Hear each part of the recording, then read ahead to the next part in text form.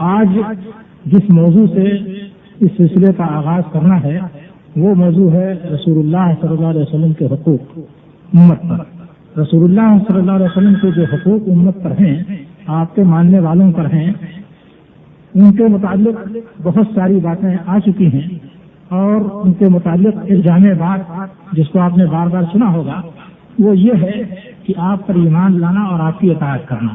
قرآن مجید میں اہل کتاب کا تذکرہ کیا گیا اور بتایا گیا اسی تذکرے کے دوران میں کہ فالذین آمنوا بہ وعزروہ ونصروہ واتبعوا النور الذی انزل معہ اولئک هم المفلحون۔ جو لوگ آپ پر ایمان لے آئے، پہلی بات اللہ تعالیٰ نے آپ کے تعلق سے یہ کہی کہ فالذین آمنوا بہ، جو لوگ آپ پر ایمان لائے اور جنہوں نے آپ کی تعظیم و توقیر کی اور جنہوں نے آپ کی مدد کی، اور وہ نور جو آپ کے ساتھ اتارا گیا ہے یعنی قرآن مجید اور اس سے متعلقہ ہدایات و تعلیمات، اس کی پیروی جن لوگوں نے کی وہ لوگ کامیاب ہیں۔ اس میں نبی کریم صلی اللہ علیہ وسلم کے تعلق سے اللہ تعالیٰ نے 4 باتوں کا تذکرہ کیا ہے۔ پہلی بات تو یہ کہ آپ پر ایمان لانا۔ جب تک کوئی شخص آپ پر ایمان نہیں لائے گا کامیاب نہیں ہو سکتا ہے۔ اس دنیا میں کتنے ہی غیر مسلم ہیں، ہندو ہیں، سکھ ہیں، عیسائی ہیں، بلکہ یہودی بھی ہیں، جنہوں نے نبی کریم صلی اللہ علیہ وسلم کے حالات لکھے ہیں اور آپ کی مدحسنا اس طریقے سے کی ہے کہ بہت سارے مسلمانوں کے لیے اس طرح جم کر کے آپ کی تعریف کرنا، مدحسنا کرنا آسان نہیں ہے۔ اس طریقے سے وہ آپ کی مدح میں رطب اللسان ہے، لیکن آپ پر ایمان نہیں لائیں گے، اس لیے یہ یقینی اور قطعی بات ہے کہ وہ کامیاب نہیں ہوں گے۔ ابو طالب جنہوں نے نبی کریم صلی اللہ علیہ وسلم کی بے حد حمایت کی اور ان کی حمایت میں سب کچھ بھول گئے، کفار کو للکارا اور کہا کہ انترکہ حتی نزرج حولہ، یہ ممکن ہے بھلا کہ ہم جب تک ان کے ارد گرد ہماری لاشیں نہ بکھر جائیں، خون میں لطخ نہ ہو جائیں، تب تک کوئی ان تک پہنچ سکے؟ یعنی ممکن نہیں ہے کہ ہمارے جیتے جی کوئی شخص نبی کریم صلی اللہ علیہ وسلم تک پہنچ سکے اور آپ پر حملہ کر سکے، یہ وہ طالب کہتے ہیں، اور ان کو یقین بھی تھا کہ آپ نبی ہیں، یہ زبان سے وہ کہتے تھے کہ آپ نبی ہیں، لیکن بطور ایمان اس معاملے کو انہوں نے قبول نہیں کیا، آپ کی نبوت پر ایمان نہیں لائے تھے۔ اس لیے نبی کریم صلی اللہ علیہ وسلم سے پوچھا گیا کہ وہ کہاں ہیں، تو آپ نے بتایا کہ جہنم میں ہیں۔ پوچھا گیا کہ انہوں نے آپ کی بڑی حمایت کی، بڑی مدد کی اور بہت کچھ کیا، اس کے نتیجے میں کوئی فائدہ ان کو پہنچا؟ کہا کہ ہاں فائدہ تو ضرور پہنچا ہے، فائدہ یہ پہنچا ہے کہ ہو فی رحزاہ من النار ولولا انا لکان فی الدرک الاسفل من النار، کہ میری موجودگی کی وجہ یعنی میری حمایت کی وجہ سے وہ آگ کے ایک چھچلے حصے میں ہے، معمولی سی گہرائی میں، اور اگر میں نہ ہوتا تو جہنم کی ٹھوس گہرائی کے اندر وہ ہوتے۔ بلکہ بعض روایتوں میں یہ کہا گیا ہے کہ ان کے پاؤں کے تلوے کے نیچے 2 انگارے رکھ دیے جائیں گے، یغلی منہما دماغ ہو، جس سے ان کا دماغ پک رہا ہوگا اور وہ محسوس کریں گے کہ ان سے بڑھ کر کے جہنم میں کسی کو عذاب نہیں ہو رہا ہے، جبکہ سب سے ہلکا عذاب ہو رہا ہوگا۔ تو بہرحال ایمان چونکہ نہیں لائے، اس لیے کل الفلاح جس کو کہتے ہیں وہ ان کو حاصل نہیں ہوئی، پوری کامیابی ان کو نہیں حاصل ہو سکی۔ تو نبی کریم صلی اللہ علیہ وسلم کا سب سے پہلا حق یہ ہے کہ آپ کی نبوت پر ایمان لایا جائے۔ اس کے بعد دوسرا حق اللہ تعالیٰ نے کا ذکر کیا، فالذین آمنوا بہ وعزروہ، آپ کی تعظیم اور آپ کی توقیر، کوئی ایسی بات یا کوئی ایسا کام جس سے آپ کی تعظیم میں خلل پڑتا ہو، یہ نہایت خطرناک بات ہے اور اس کی وجہ سے کامیابی خطرے میں پڑ جائے گی۔ قرآن مجید میں اللہ تعالیٰ نے حکم دیا کہ لا تقدموا بین یدی اللہ ورسولہ، اللہ اور اس کے رسول سے آگے نہ بڑھو، اور اسی سلسلے میں ہدایات دیتے ہوئے یہ کہا گیا کہ رسول اللہ صلی اللہ علیہ وسلم کے سامنے اپنی آواز پست رکھو۔ ان الذین یغضون اصواتهم عند رسول اللہ اولئک الذین امتحن اللہ قلوبهم للتقوی، جو لوگ رسول اللہ صلی اللہ علیہ وسلم کے پاس اپنی آواز پست رکھتے ہیں ان کے دلوں کی آزمائش اللہ تعالیٰ نے تقویٰ کے لیے کر لی، یعنی یہ کہ اس آزمائش میں، تقویٰ کی آزمائش میں وہ کامیاب اترے۔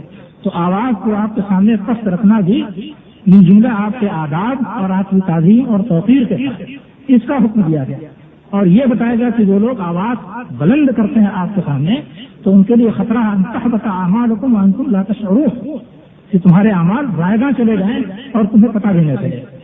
تو نبی کریم صلی اللہ علیہ وسلم کی تعظیم اور توقیر اس طریقے سے کرنے کا حکم دیا گیا تھا، اور صحابہ کرام اسی طریقے سے آپ کی تعظیم اور توقیر کرتے تھے۔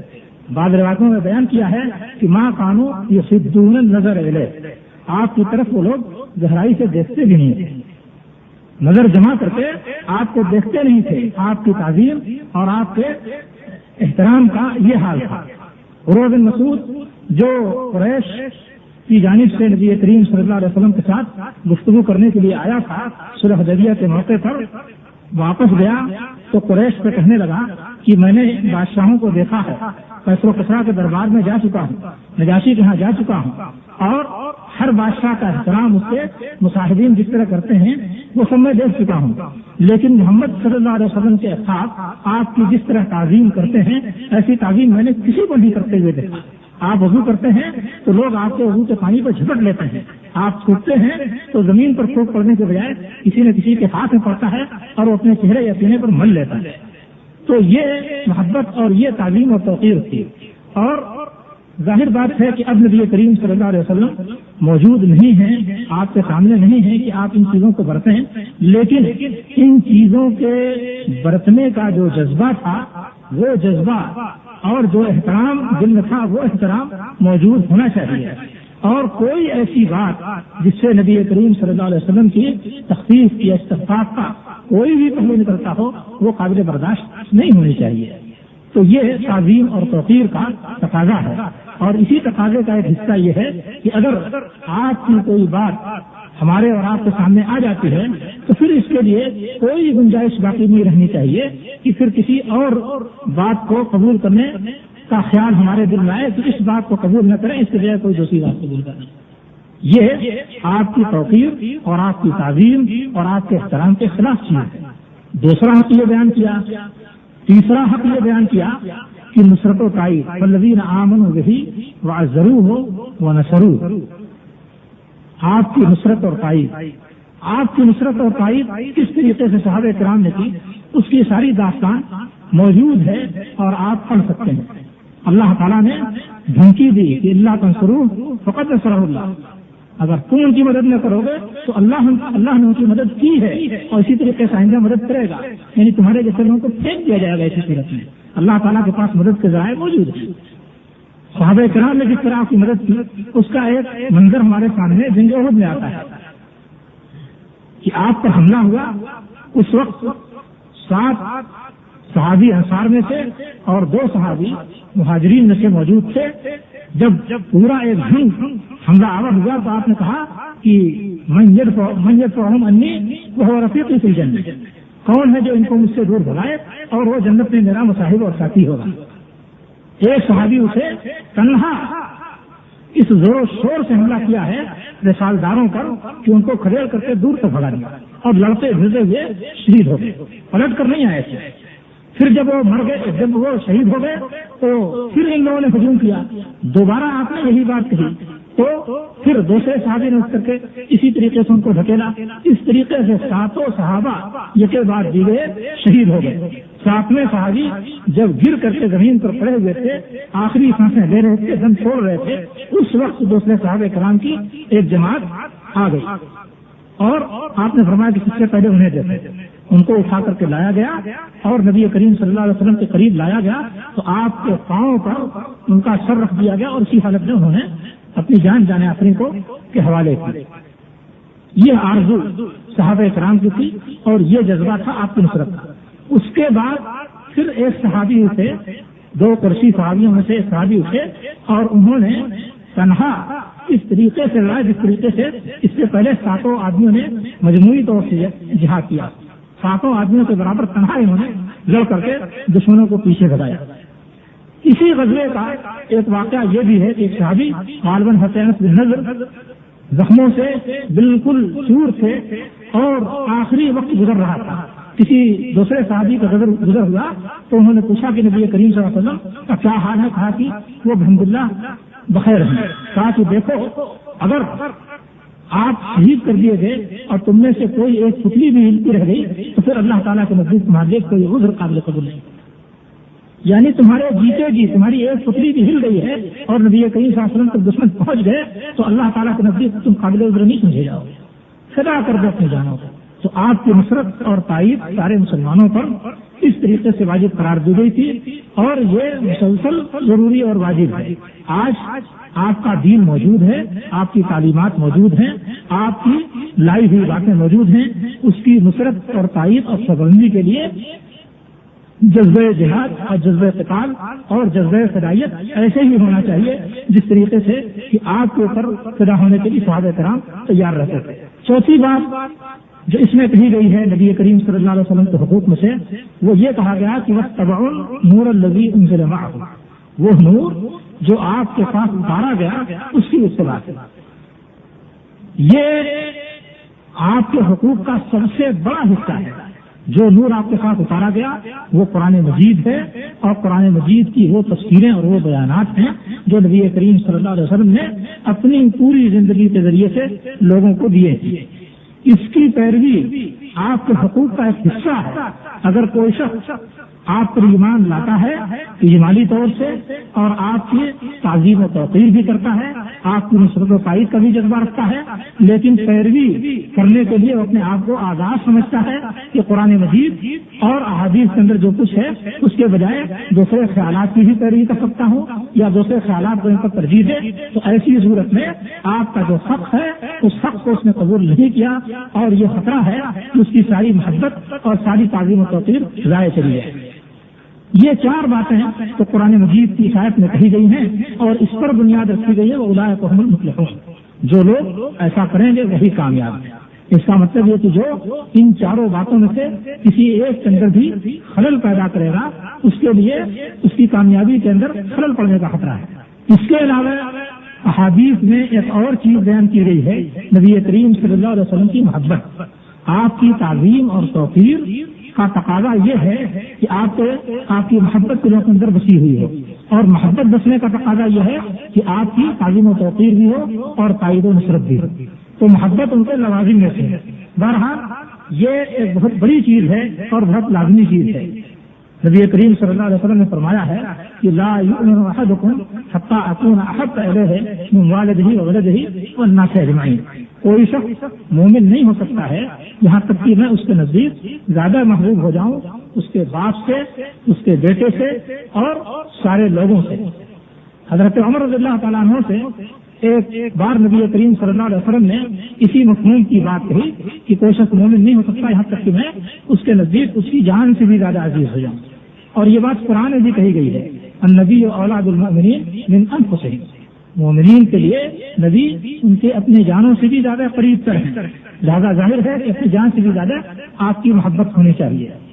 تو حضرت عمر رضی اللہ تعالیٰ نے کہا کہ آپ ہر چیز سے زیادہ تو مجھ سے محبوب ہیں لیکن میرے اپنے نفس سے زیادہ محبوب نہیں. تو کہا کہ ابھی تمہارے ایمان کا گویا تکملہ نہیں ہوا ہے.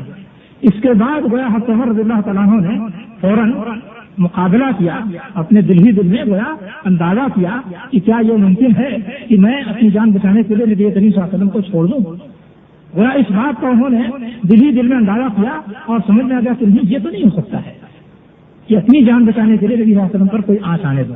اس لیے کہا کہ نہیں حضور آپ تو میری جان سے بھی زیادہ محبوب ہیں. تو آپ نے کہا کہ الان یا عمر, ہاں اب تمہارا ایمان مکمل ہوا. تو آپ کی محبت ساری چیزوں سے زیادہ غالب ہے. دیکھیے اس کا بھی تقاضا, حضرت خبیب کو گرفتار کیا گیا, سولی پہ چڑھایا گیا اور اس کے بعد ان کے قتل کے لیے ان پر حملے شروع کیے گئے کہ برشیوں سے مارو, اس طرح سے مارتے جاؤ کہ وہ مر جائیں. تو اس حالت میں ان سے پوچھا گیا کہ اب تو تمہیں سمجھ میں آ رہا ہوگا کہ کاش تمہاری جگہ پر محمد ہوتے. تو تڑپ اٹھے ہو, کہا کہ ایسی بات تم کہتے ہو, واللہ مجھے تو یہ بھی گوارا نہیں ہے کہ اس کو یہاں چھوڑ دیا جائے اور اس کے عوض میں آپ کو جہاں موجود ہے وہیں پر آپ کے پاؤں میں کانٹا چبھ جائے. یہ بھی گوارا نہیں ہے کہ آپ کے پاؤں میں کانٹا چبھے اور اس کے بدلے میری گردن بچ جائے. یہ گوارا نہیں. گردن دینا گوارا ہے مگر آپ کو کانٹا چبھے یہ بھی گوارا. تو نبی کریم صلی اللہ علیہ وسلم کی محبت کے اس طرح کے بہت سے مناظر صحابہ کرام کے اندر موجود ہیں اور یہ ایمان کا ایک لازمی حصہ ہے اور امت کے اوپر آپ کا ایک حق ہے جو ہر شخص کے دل میں پایا جانا چاہیے.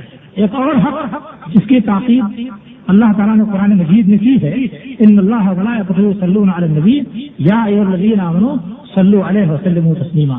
اللہ اور اس کے فرشتے نبی کریم صلی اللہ علیہ وسلم پر درود بھیجتے ہیں.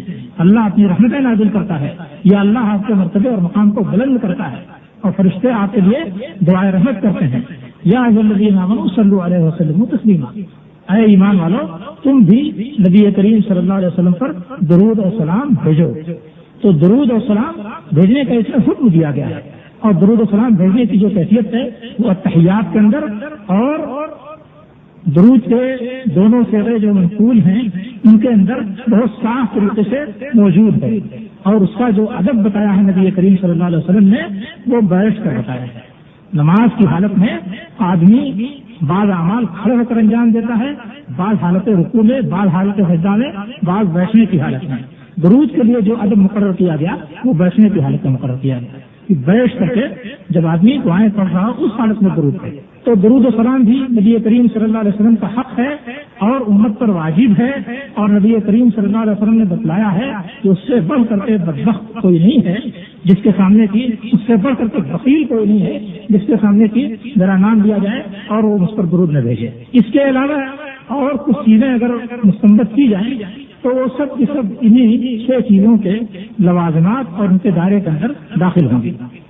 یہ اس مختصر سا نقشہ نبی کریم صلی اللہ علیہ وسلم کے حقوق کا میں نے آپ کے سامنے پیش کیا ہے جس میں سب سے زیادہ جامع چیز آپ پر ایمان لانا اور آپ کی اطاعت کرنا. اس لیے کہ جب کوئی آپ پر ایمان لائے گا اور آپ کی پیروی کرے گا تو یہ سارے کام کرے گا جو کہ موجود ہے, یعنی اس کے علاوہ جتنے حقوق ہیں سب کو سب ادا کرے گا اس ایمان اور اتباع کی وجہ سے. اس کے بعد ایک اسی موضوع کا ایک حصہ یہ رکھا گیا ہے کہ آپ کے جو حقوق ہیں ان کے اندر افراط یا تفریط.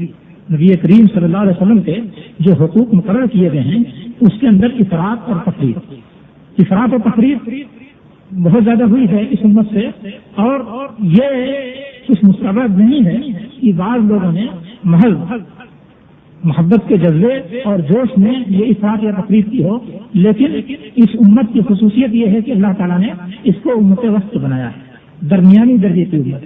کسی بھی معاملے میں اس امت کے لیے اعتدال سے ہسکنے کی اجازت اور گنجائش نہیں دی گئی. عیسائی حضرت عیسیٰ علیہ السلام کے ساتھ محبت کرتے تھے, ان کو مانتے تھے, ان کو چاہتے تھے, تو محبت کے جوش میں انہوں نے غلو اختیار کیا تو جو صفت ان کے اندر نہیں تھی وہ بھی ثابت کر دی, ان کو ابن اللہ کہنے لگے. حالانکہ اب بھی آپ اگر انجیل کے نسخے اٹھائیں تو اس میں بہت صاف صاف لکھا ہوا ہے کہ ابن الانسان آ رہا ہے. ابن الانسان یہ بات کہتا ہے, یعنی حضرت عیسیٰ علیہ السلام کی طرف جو باتیں منسوخ کی گئی ہیں اس کے اندر یہ جملے جگہ جگہ آپ کو ملیں گے یہ الفاظ کہ انسان کا بیٹا یہ کہتا ہے, انسان کا بیٹا یوں کہتا ہے اور انسان کا بیٹا یوں کرے گا اور انسان کے بیٹے پر یہ گزرے گا. تو حضرت عیسیٰ علیہ السلام نے تو اپنے آپ کو ہر جگہ انسان کا بیٹا کہا, لیکن ان کے ماننے والوں نے ان کو اللہ کا بیٹا کہا. نبی کریم صلی اللہ علیہ وسلم نے فرمایا کہ لا تطرونی کما اطرت النصارى عیسی ابن مریم, تم لوگ میرے سلسلے میں اس طرح غلو نہ اختیار کرنا اور مدح اور تعریف میں اس طرح مبالغہ نہ اختیار کرنا جس طرح کی نصارہ نے عیسیٰ ابن مریم کے بارے میں اختیار کیا غلو اور زیادتی, بلکہ یہ کہنا مجھ کو یہ کہو کہ میں اللہ کا بندہ اور اس کا رسول ہوں. آپ اللہ کے بندے کامل اور اللہ کے رسول ہیں. یہ ایک بہت بڑا منصب اور مقام ہے جس سے اونچا منصب اور مقام تصور نہیں کیا جا سکتا تھا. لہذا یہ تعریف آپ کے لیے کافی ہے. اس کے بعد جتنے بھی آپ تعریف کریں گے تو وہ اس سے نیچے درجے کی ہوگی. اب اس سلسلے میں اس امت کے اندر غلو بھی ہوا اور کوتاہی بھی ہوئی. آپ کی شخصیت اور آپ کی ذات اور آپ کی حیثیت کے بارے میں امت کے اندر غلو بھی ہوا اور کوتاہی بھی ہوئی. غلو اور کوتاہی کی نشاندہی کے لیے میں آپ کے سامنے ایک واقعہ رکھتا ہوں. نبی کریم صلی اللہ علیہ وسلم کا مکی دور مشرکین سے کشمکش چل رہی تھی اور وہ ایذا بھی پہنچاتے تھے, بحث اور مناظرے بھی کرتے رہتے تھے. ایک روز خانہ کعبہ کے پاس تقریباً 20-25 سرداران قریش جمع ہوئے. شام کا وقت تھا. آپ کے پاس آدمی بھیجا کہ چلیے سرداران قریش جمع ہیں اور آپ سے کچھ بات کرنا چاہتے ہیں. آپ کو پیغام ملا تو بہت خوش ہوئے, امید باندھی کہ غالباً اب یہ لوگ مسلمان ہو جائیں گے. تشریف لائے. اب وہ بیٹھ گئے. انہوں نے آپ سے مناقشہ اور مجادلہ شروع کر دیا. کہنے لگے کہ آپ کہتے ہیں کہ آپ کو اللہ تعالیٰ نے رسول بنایا ہے. کہا کہ ہاں. تو کہا کہ آپ یہ جو ہمارے سامنے صفا پہاڑ ہے اور یہ مکہ جو ہر طرف پہاڑیوں سے گھرا ہوا ہے, ان پہاڑوں کو یہاں سے ہٹا دیجیے یا اپنے رب سے کہیے کہ ہٹا دے, ہم کھیتی باڑی کریں, اس کے اندر بڑا پانی یا ندی بہنا شروع ہو جائے اور ہماری تنگی دور ہو. آپ جانتے ہیں کہ ہم کس طرح مشکلات میں ہیں. اگر یہ آپ یہ بات کر دیں تو ایسی صورت میں ہم آپ پر ایمان لانے کے لیے تیار ہیں. تو آپ نے کیا جواب دیا؟ تو میں اس کے لیے نہیں بھیجا گیا, میں اس کے لیے نہیں بھیجا گیا. ماں رسول کو لہٰذا علیکم, میں تمہارے پاس یہ چیز دے کر کے نہیں بھیجا گیا اور یہ میرے آنے کا مقصد نہیں ہے. کہا کہ اگر یہ نہیں کر سکتے ہیں تو ایسا کیجیے کہ اپنے رب سے کہیے کہ یہ صفا پہاڑ جو ہے اس کو سونے میں تبدیل کر دے, اس کو کاٹ کے ہم دولت اکٹھا کریں خام خواہ کے لیے. یہاں سے یمن تک اور یہاں سے شام تک ہم کو دوڑ دھوپ کرنی پڑتی ہے اور مشکلات اٹھانی پڑتی ہیں. اس کے جواب میں پھر آپ نے وہی کہا کہ یہ چیز دے کر کے میں نہیں بھیجا گیا. قرآن مجید میں ان مطالبات کا مختصر لفظوں میں ذکر کیا گیا. وقالوا لن نؤمن لك حتى تفجر لنا من الارض ينبوعا, انہوں نے کہا کہ ہم آپ پر ایمان نہیں لائیں گے یہاں تک کہ آپ زمین سے چشمہ بہا دیں یا ندی یا نالا نکال دیں. وقالوا لن نؤمن لك حتى تفجر لنا من الارض ينبوعا اور تكون لك جنة من نخيل وعنب فتفجر الانهار خلالها تفجيرا, یا آپ اپنے ہی لیے کوئی باغ بنا دیجیے جس کے اندر سے دریا بہ رہا ہو اور تسقط السماء كما زعمت علينا كسفا اور تأتي بالله والملائكة قبيلا, یا یہ کہ آسمان کا ٹکڑا ہمارے اوپر گرا دیجیے جیسا کہ آپ دھمکی دیتے رہتے ہیں کہ اللہ کا عذاب آ جائے گا تو یہی کر دیجیے. اور تأتي بالله والملائكة قبيلا, یا اللہ اور فرشتوں کو ہمارے سامنے لا کر کھڑا کر دیجیے, ہم اپنی آنکھوں سے دیکھ لیں. اور يكون لك بيت من زخرف, اگر یہ بھی نہیں کر سکتے ہیں تو یہ کیجیے کہ آپ ہی کے پاس ایک گھر ہو جائے سونے چاندی کا, مت ہمارا کچھ کیجیے مگر کم سے کم آپ اپنے لیے تو کچھ کر دیجیے, کر دکھائیے کہ آپ کے پاس سونے چاندی کا گھر ہو جائے. اور يكون لك بيت من زخرف اور ترقى في السماء, یا پھر آسمان میں آپ چڑھ جائیے. ولن نؤمن لرقيك حتى تنزل علينا كتابا نقرأه, لیکن آپ آسمان پر اگر چڑھ بھی گئے تو ہم اس کو مانیں گے نہیں جب تک کہ وہاں سے ایک کتاب ایسی نہ لائے جس کو ہم خود پڑھ سکیں. ورنہ کیا پتا کہ آپ نے جادو کر دیا ہو, ہم دیکھ رہے ہیں کہ آپ چل رہے ہیں کر رہے ہیں, حقیقت میں کچھ نہ ہو. لہٰذا ایک کتاب بھی لے کر کے یہ سارے مطالبات کیے گئے. ان سارے مطالبات کے جواب میں اللہ تعالیٰ نے ایک بات نازل کی, سارے مطالبات کا 2 لفظوں میں جواب. قل سبحان ربی هل كنت الا بشر رسولا, آپ کہہ دیجیے کہ میرا پروردگار پاک ہے. یعنی یہ باتیں جو تم مجھ سے طلب کر رہے ہو, اگر یہ باتیں میں پیش کروں تو اس کے معنی یہ کہ مجھے خدائی مل گئی ہے. یہ سارے کام کرنا تو خدائی خصوصیات ہے, کسی انسان کی خصوصیت نہیں ہے. تو اگر میں یہ چیزیں تمہارے پاس پیش کروں تو اس کے معنی یہ ہوگا کہ مجھ کو خدائی کا ایک حصہ مل گیا ہے. حالانکہ میرا رب اس بات سے پاک ہے کہ اس کے ساتھ اس کی خدائی میں کوئی بھی شریک ہو. قل سبحان ربی, میرا پروردگار پاک ہے. اگر یہ چیزیں میں پیش کر دوں تب تو یہ اس کی خدائی پر ضرب ہے, اس کی خدائی کے ساتھ شرکت ہے, حالانکہ اس کی خدائی میں اس کے ساتھ کوئی شریک نہیں. تو یہ سارے کام تو اللہ کے ہیں, بندے کے نہیں. میں کیا ہوں؟ ایک جواب تو یہ ہو گیا سبحان ربی.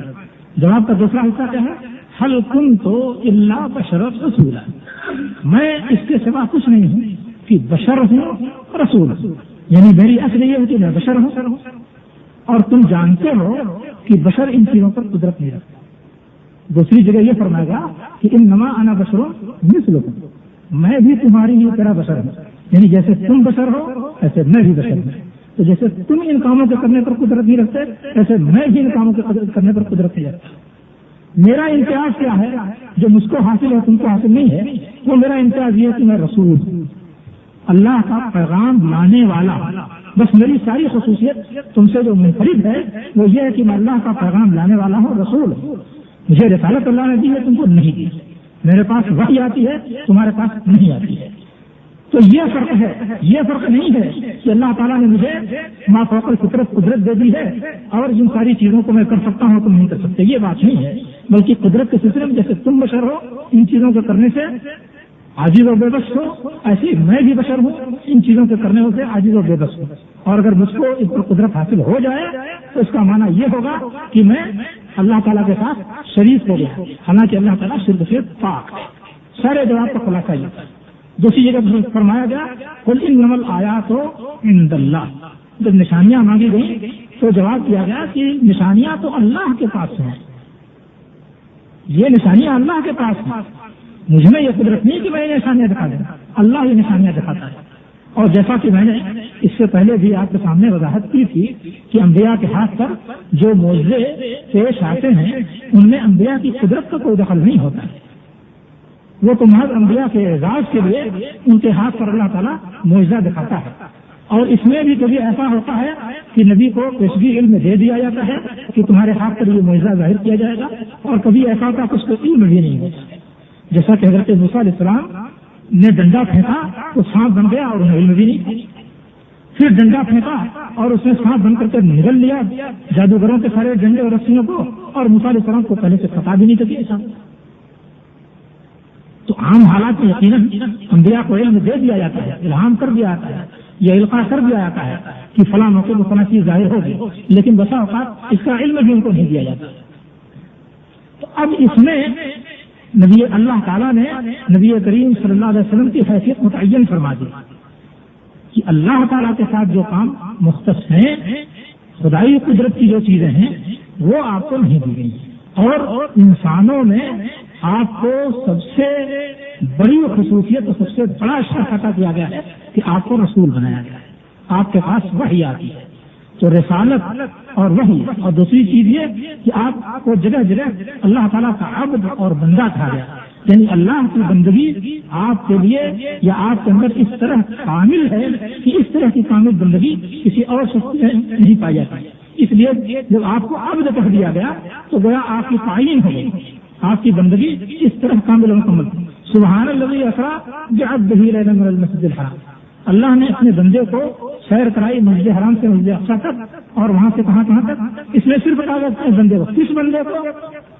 نام لینے کی ضرورت نہیں تھی، اس لیے کہ آپ کے جو اللہ تعالیٰ کے جو عبد کامل ہیں، معین ہیں، ہر آدمی اس کو سمجھتا ہے، نام لینے کی کوئی ضرورت نہیں۔ تو نبی کریم صلی اللہ علیہ وسلم کی یہ حیثیت مقرر کر دی، اور سارے انبیاء اور سارے بزرگان دین کی حیثیت بھی مقرر کر دی اللہ تعالیٰ نے قرآن مجید میں دوسری جگہ۔ مشرکین مکہ کیا کرتے تھے؟ اللہ تعالیٰ کو خالق، مالک، رازق سب کچھ مانتے تھے۔ لئن سألتم من خلق السماوات والأرض ليقولن الله، لئن سألتم من خلقهم ليقولن الله۔ اس طریقے کی تمام آیتیں قرآن مجید میں پھر پڑی ہیں تو اللہ تعالیٰ کو خالق، مالک، رازق سب کچھ مانتے تھے۔ اس کے بعد کیا کرتے تھے کہ کچھ فرشتوں کو، انبیاء کرام کو، پیغمبروں کو، بزرگوں کو، نیکوکار لوگوں کو اپنے اور اللہ تعالیٰ کے درمیان وسیلہ بناتے تھے، یہ سمجھ کر کے کہ یہ اللہ تعالیٰ سے کہہ کرتے سفارش کر کے ہماری مراد پوری کرا دیں گے یا خود پوری کر دیں گے۔ اللہ تعالیٰ نے اس کی تردید کرتے ہوئے کہا کہ والذین تدعون من دونہ ما یملکون من قطمیر، اللہ کے سوا جن کو تم پکارتے ہو ان کے اندر اتنی بھی قدرت نہیں ہے جتنا کہ کھجور کی گٹھلی پر ایک باریک سا چھلکا ہوتا ہے۔ خدائی دائرے میں ان کو اتنی بھی قدرت نہیں ہے جتنی قدرت کی کھجور کے گٹھلی پر ایک باریک چھلکے کی ہوتی ہے۔ دوسری جگہ فرمایا والذین تدعون من دون اللہ عباد امثالکم، اللہ کے سوا جن کو تم پکارتے ہو وہ بھی تمہارے ہی جیسے بندے ہیں۔ تمہارے جیسے بندے ہونے کا مطلب یہ تو کافر تھے اور مومن تھے، کفر اور ایمان میں مقابلہ نہیں ہے، تمہارے جیسے بندے ہیں، یعنی جیسے تمہیں خدائی قدرت کا کوئی حصہ حاصل نہیں ایسے ان کو بھی خدائی قدرت کا کوئی حصہ حاصل نہیں۔ اس معاملے میں تم اور وہ دونوں برابر رکھا عباد المثال۔ تو نبی کریم صلی اللہ علیہ وسلم کے سلسلے میں آپ کی بندگی کے اعتبار سے، آپ کی رسالت کے اعتبار سے، پیغمبری کے اعتبار سے بڑا سے بڑا اور اونچا سے اونچا جو شخص ہو سکتا ہے وہ سب اللہ تعالیٰ نے آپ کو عطا فرمایا تھا، لیکن خدائی قدرت کا کوئی حصہ اللہ تعالیٰ نے آپ کو عطا نہیں فرمایا تھا۔ اور نہ کسی اور کو عطا فرمایا ہے۔ اللہ تعالیٰ نے فرمایا ہے کہ وَلَمْ يَكُن لَهُ شَرِيكٌ فِي الْمُلْكِ، ملک میں اس کا کوئی شریک نہیں ہے۔ وَلَا يُشْرِكْ فِي حُكْمِهِ أَحَدٌ، اللہ تعالیٰ کے حکم میں کسی کو شریک نہ کرو۔ تو اللہ تعالیٰ کے حکم میں، اس کے پاور میں اور اس کے خدائی قدرت میں اس کے ساتھ کوئی دوسرا شریک نہیں، وہ منفرد ہے اس کے ساتھ۔ اب نبی کریم صلی اللہ علیہ وسلم کے بارے میں کیا غلو ہو گیا، یہ کہا جانے لگا کہ آپ مختار کل ہیں، یعنی اللہ تعالیٰ کی جتنی قدرت تھی وہ سب اٹھا کر کے نبی کریم صلی اللہ علیہ وسلم کو دے دی گئی، حالانکہ اس قدرت کے جفلی کے چھلکے کے برابر بھی کسی کو کچھ نہیں ملا ہے۔ نبی کریم صلی اللہ علیہ وسلم کے بارے میں اللہ تعالیٰ نے کیا فیصلہ کیا، آپ کو مختار کل کہا جا رہا ہے۔ اللہ تعالیٰ کیا فیصلہ کر رہا ہے، آپ کے صحابہ کرام کی ایک جماعت ربیع کی طرف گئی، رابغ کا علاقہ مشہور ہے مکہ مدینہ کے درمیان، تو رابغ کے علاقے میں ایک جماعت گئی اور لوگوں نے غداری کی، ڈھیر کا ان کو قتل کر دیا، 10 صحابہ کرام شہید کیے گئے۔ اسی غزوے میں حضرت خبیب پکڑے گئے تھے اور مکے میں ان کو شہید کیا گیا تھا۔ ایک اور جماعت بیر مؤنہ کی طرف روانہ کی گئی اور وہاں پر لوگوں نے غداری کی اور 70 صحابہ، بڑے بڑے قراء، علماء اور فضلاء صحابہ کرام میں بھی جو لوگ نمایاں تھے وہ تھے، 70 صحابہ کرام سے سب کو شہید کر دیا گیا، صرف ان میں سے 2 زندہ بچ سکے، باقی سب کو شہید کر دیا گیا۔ اور بعض روایتوں میں ذکر کیا گیا ہے کہ ایک رات میں دونوں واقعے کی خبر حضرت جبریل نے آپ کو پہنچائی، یعنی دونوں واقعہ ایک ہی زمانے میں پیش آیا تھا، خبر آپ کے پاس ایک ہی وقت پہنچی۔ بہت زیادہ آپ ان دونوں واقعات سے دل برداشت کر لیے، بے حد غم آپ کو ہوا اور آپ نے کیا کیا کہ بدعا شروع کر دی کہ اللہ تعالیٰ ان ظالموں کو فلاں فلاں قبیلوں جنہوں نے ہمارے صحابہ کے ساتھ غداری کی ہے، اے اللہ تعالیٰ ان کو پکڑ لے، ان کو عذاب دے دے۔ اس مضمون کی دعا آپ نے کی تقریباً 1 مہینے کی۔ اس کے بعد اللہ تعالیٰ نے آیت نازل کی لیس لک من الامر شیء، آپ کو کوئی اختیار نہیں، اللہ چاہے ان کو عذاب دے اور چاہے تو ان کو توبہ کی توفیق دے دے، توبہ کی توفیق دے دے یہ اس کی مہربانی ہے، عذاب دے تو یہ اس کے مستحق ہیں کیونکہ یہ ظالم تھے۔ اسی طریقے سے ظالموں نے نبی کریم صلی اللہ علیہ وسلم پر حملہ کیا غزوہ احد میں اور آپ کو کئی زخم لگائے، پیشانی پر چوٹ آئی، ناک کے پاس چوٹ آئی اور چہرے کے حصے پر چوٹ آئی، آپ کا جو دانت تھا وہ دانت آدھا ٹوٹ کر کے نکل گیا اور اس کی ضرب کی وجہ سے ہونٹ بھی خون آلود ہو گیا، ہونٹ کی 2 کڑیاں ٹوٹ کر کے چہرے کے اندر ہڈی تک دھس گئی۔ یہ سب چوٹ لگی آپ سے، آپ اپنے چہرے سے خون پہنچ رہے تھے اور کہہ رہے تھے، صرف ایک جملہ کہہ رہے تھے کیف یفلح قوم شجوا راس نبیہم وادموا وجہہ، وہ قوم کیسے کامیاب ہوگی جس نے اپنے نبی کے چہرے کو خون آلود کیا، اپنے نبی کے سر کو زخمی کیا اور نبی کے چہرے کو خون آلود کیا۔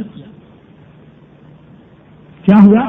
یہی آیت نبی کریم صلی اللہ علیہ وسلم پر یہی آیت پھر نازل کر دی گئی، لیس لک من الامر شیء، آپ کو کوئی اختیار نہیں، آپ خود زخمی ہیں مگر کوئی اختیار نہیں کہ ان ظالموں کو ہدایت پانے سے روک سکیں یا ان کو کوئی عذاب دے سکیں، یا یہ کہ ہدایت پانے سے روکنے کے لیے یا عذاب نازل کرنے کے لیے اللہ تعالیٰ سے طلب کریں، اس کا بھی اختیار چھین لیا۔ لیس لک من الامر شیء، آپ کو کوئی اختیار نہیں، اللہ چاہے تو ان کو توبہ کی توفیق دے اور چاہے تو ان پر عذاب نازل کرے کیونکہ یہ ظالم ہے۔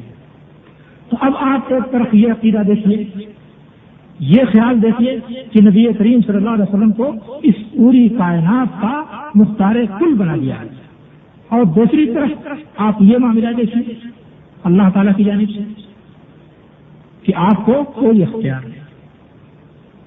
تو یہ حقیقت میں ایک بہت بڑا غلو ہے جو اختیار کیا ہے۔ نبی کریم صلی اللہ علیہ وسلم کی زندگی، آپ کی رسالت اور تمام انبیاء پر آپ کو جو شرف و مرتبہ دیا گیا ہے وہ آپ کے لیے بہت بڑا اعزاز ہے اور اس کو ہم جس طرح چاہے بیان کر سکتے ہیں، لیکن جو چیز آپ کو نہیں دی گئی جوش عقیدت میں، اگر وہ چیز بھی آپ کے لیے ثابت کریں تو یہ آپ کے ساتھ بڑی زیادتی ہے۔ اب اسی تعلق سے ایک اور معاملہ آگے بڑھا دیا گیا کہ اللہ تعالیٰ نے تو آپ سے جواب یہ دلوایا کہ آپ کہہ دیے کہ میں بشر ہوں اور رسول ہوں، مگر ہمارے لوگ یہ کہنے لگے کہ صاحب آپ کو بشر کہنا گستاخی ہے، آپ بشر نہیں تھے تو بشر نہیں تھے تو کیا مطلب؟ یعنی اللہ تعالیٰ نے ایک جھوٹی بات قیامت تک کے لیے قرآن مجید میں داخل کر دی. قرآن مجید کے کسی بیان کو غلط سمجھنا اور اس کا انکار کرنا یہ تو ایمان ہی کو لے ڈوبتا ہے. ایک اور صاحب نے عنوان لگایا کہ نبی کریم صلی اللہ علیہ وسلم کو یا انبیاء کو بشر کہنا کفار کا طریقہ ہے. بتائیے اللہ تعالیٰ نے تو خود نبی صلی اللہ علیہ وسلم سے کہا کہ آپ کہیے کہ میں بشر ہوں, تو یہ انبیاء کا طریقہ ہے یا کفار کا طریقہ ہے؟ باہر ہے تو ایک غلو آپ کے سلسلے میں یہ کیا جائے. ایک طرف سے یہ غلو کہ آپ کو آپ کے مرتبے سے بڑھا کر کے الوہیت کے اختیارات آپ کے لیے ثابت کر دیے, یہ غلو ہے اور ناقابل قبول غلو ہے. دوسری طرف جن لوگوں نے یہ حرکتیں کی ہیں خود آپ کی توہین کر رہے ہیں. جو دین اور جو شریعت نبی کریم صلی اللہ علیہ وسلم لے کر کے آئے وہ دین اور وہ شریعت اور وہ تعلیمات کل کی کل قرآن مجید اور احادیث کے اندر محفوظ ہیں اور مکمل ہیں. اس کے اندر کسی قسم کی کسر نہیں ہے اور اس میں کسی قسم کے اضافے یا ترمیم یا کمی کی کوئی گنجائش نہیں ہے. ان ساری تعلیمات کو جوں کی توں قبول کرنا یہ نبی کریم صلی اللہ علیہ وسلم کا وہ حق ہے جو ساری امت پر ثابت ہے. واتبعوا النور الذی انزل معه, اس کے ذریعے سے یہ نبی صلی اللہ علیہ وسلم کا حق ہے جو امت کے اوپر لازم قرار دیا گیا ہے اور اسی پر نجات کا دار و مدار رکھا گیا ہے.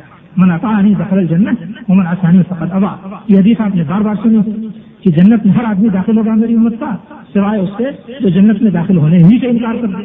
پوچھا گیا کون ہے جو جنت میں داخل ہونے سے انکار کرے گا؟ کہا کہ میری جس نے پیروی کی جنت میں گیا اور جس نے میری پیروی نہیں کی, میری نافرمانی کی, اس نے حقیقت میں جنت میں داخل ہونے سے انکار کیا. تو یہ تو آپ کا مقام ہے اور آپ کا حق ہے, مگر اس حق میں کوتاہی کر دی گئی.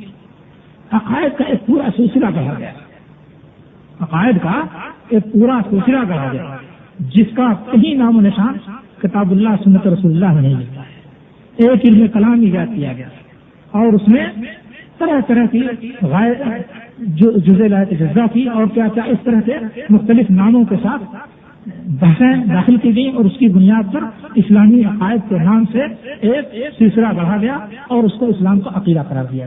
ایک طرف عقائد اور جو چیزیں نصوص کے ساتھ قرآن حدیث کے اندر موجود ہیں ان کا انکار کر کے ان کی جگہ پر دوسری چیزیں لائی گئی.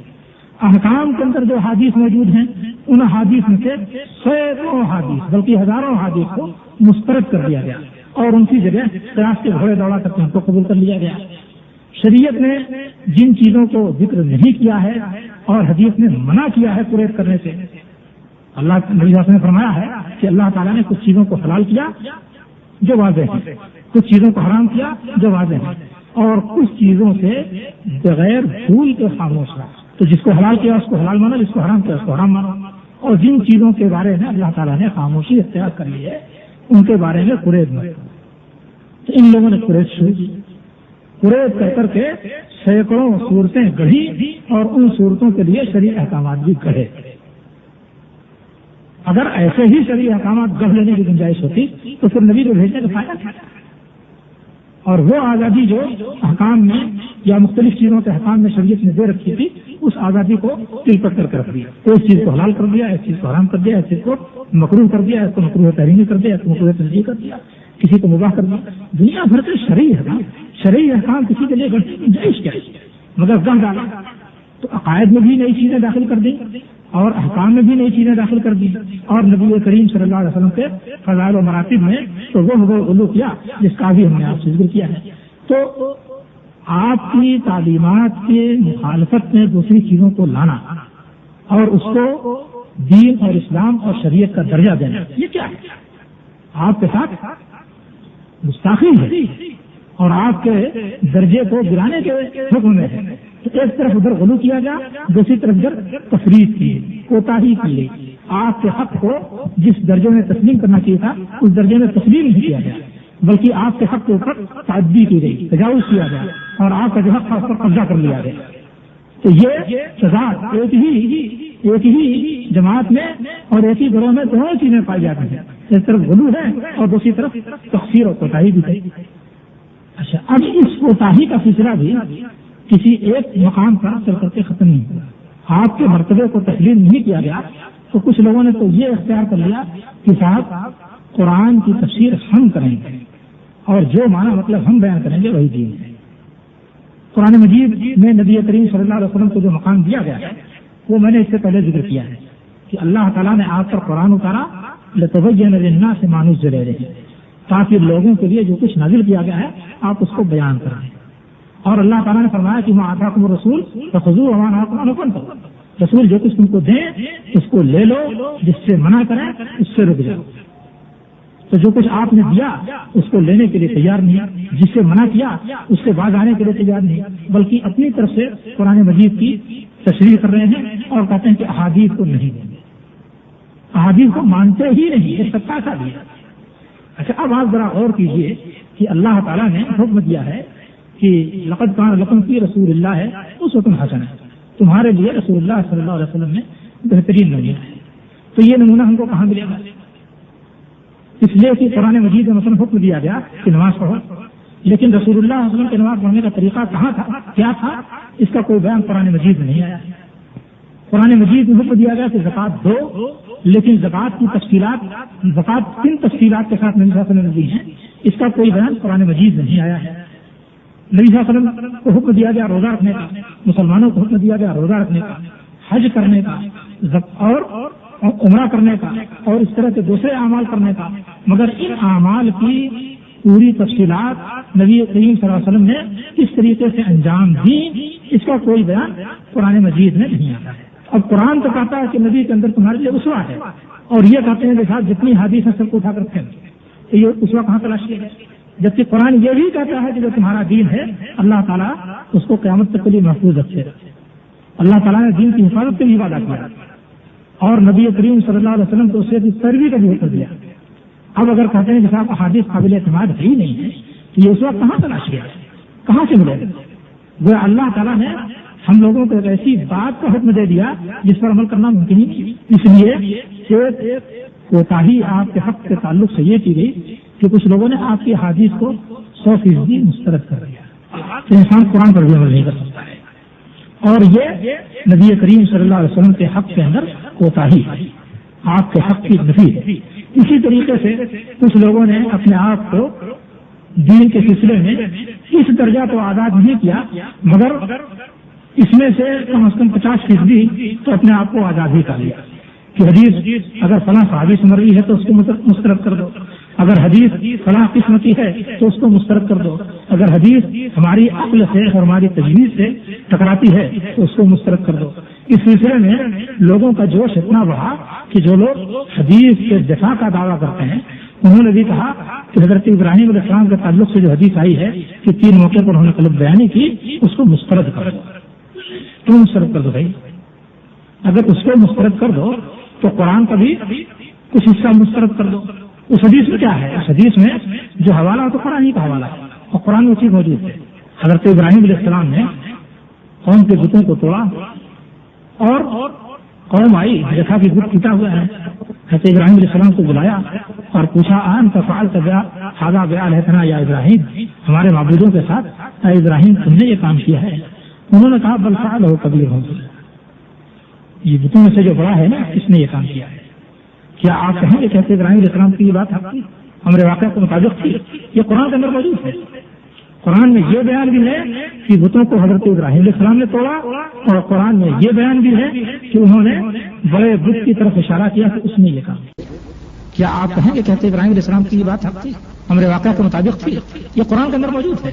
قرآن میں یہ بیان بھی ہے کہ بتوں کو حضرت ابراہیم علیہ السلام نے توڑا، اور قرآن میں یہ بیان بھی ہے کہ انہوں نے بڑے بت کی طرف اشارہ کیا کہ اس نے یہ کام کیا۔ ٹھیک ہے، حجت قائم کرنے کے لیے کیا تھا، حجت قائم کرنے کے لیے یہ بھی کہا جا سکتا تھا کہ تم لوگ مجھ سے کیوں پوچھتے ہو، اپنے ان بتوں سے پوچھو، تمہارے جو بت، تمہارے جو خدا توڑے گئے ہیں ان خداؤں سے پوچھ لو کہ کس نے توڑا، مجھ سے کیا پوچھتے ہو؟ تب بھی ان پر وہی حجت قائم ہوتی، تب بھی وہ کہتے ہیں تم لقد علمت ما ہؤلاء ينطقون، تم جانتے ہو کہ یہ بولتے نہیں۔ یہی حجت تو قائم کرنی مقصود تھی، لیکن اس کے لیے ان کی زبان سے جو الفاظ ادا ہوئے وہ یہ تھے کہ بل فعلہ کبیرہم، یہ ہمارے واقعہ کے مطابق نہیں تھا، یہ قرآن مجید میں موجود ہے۔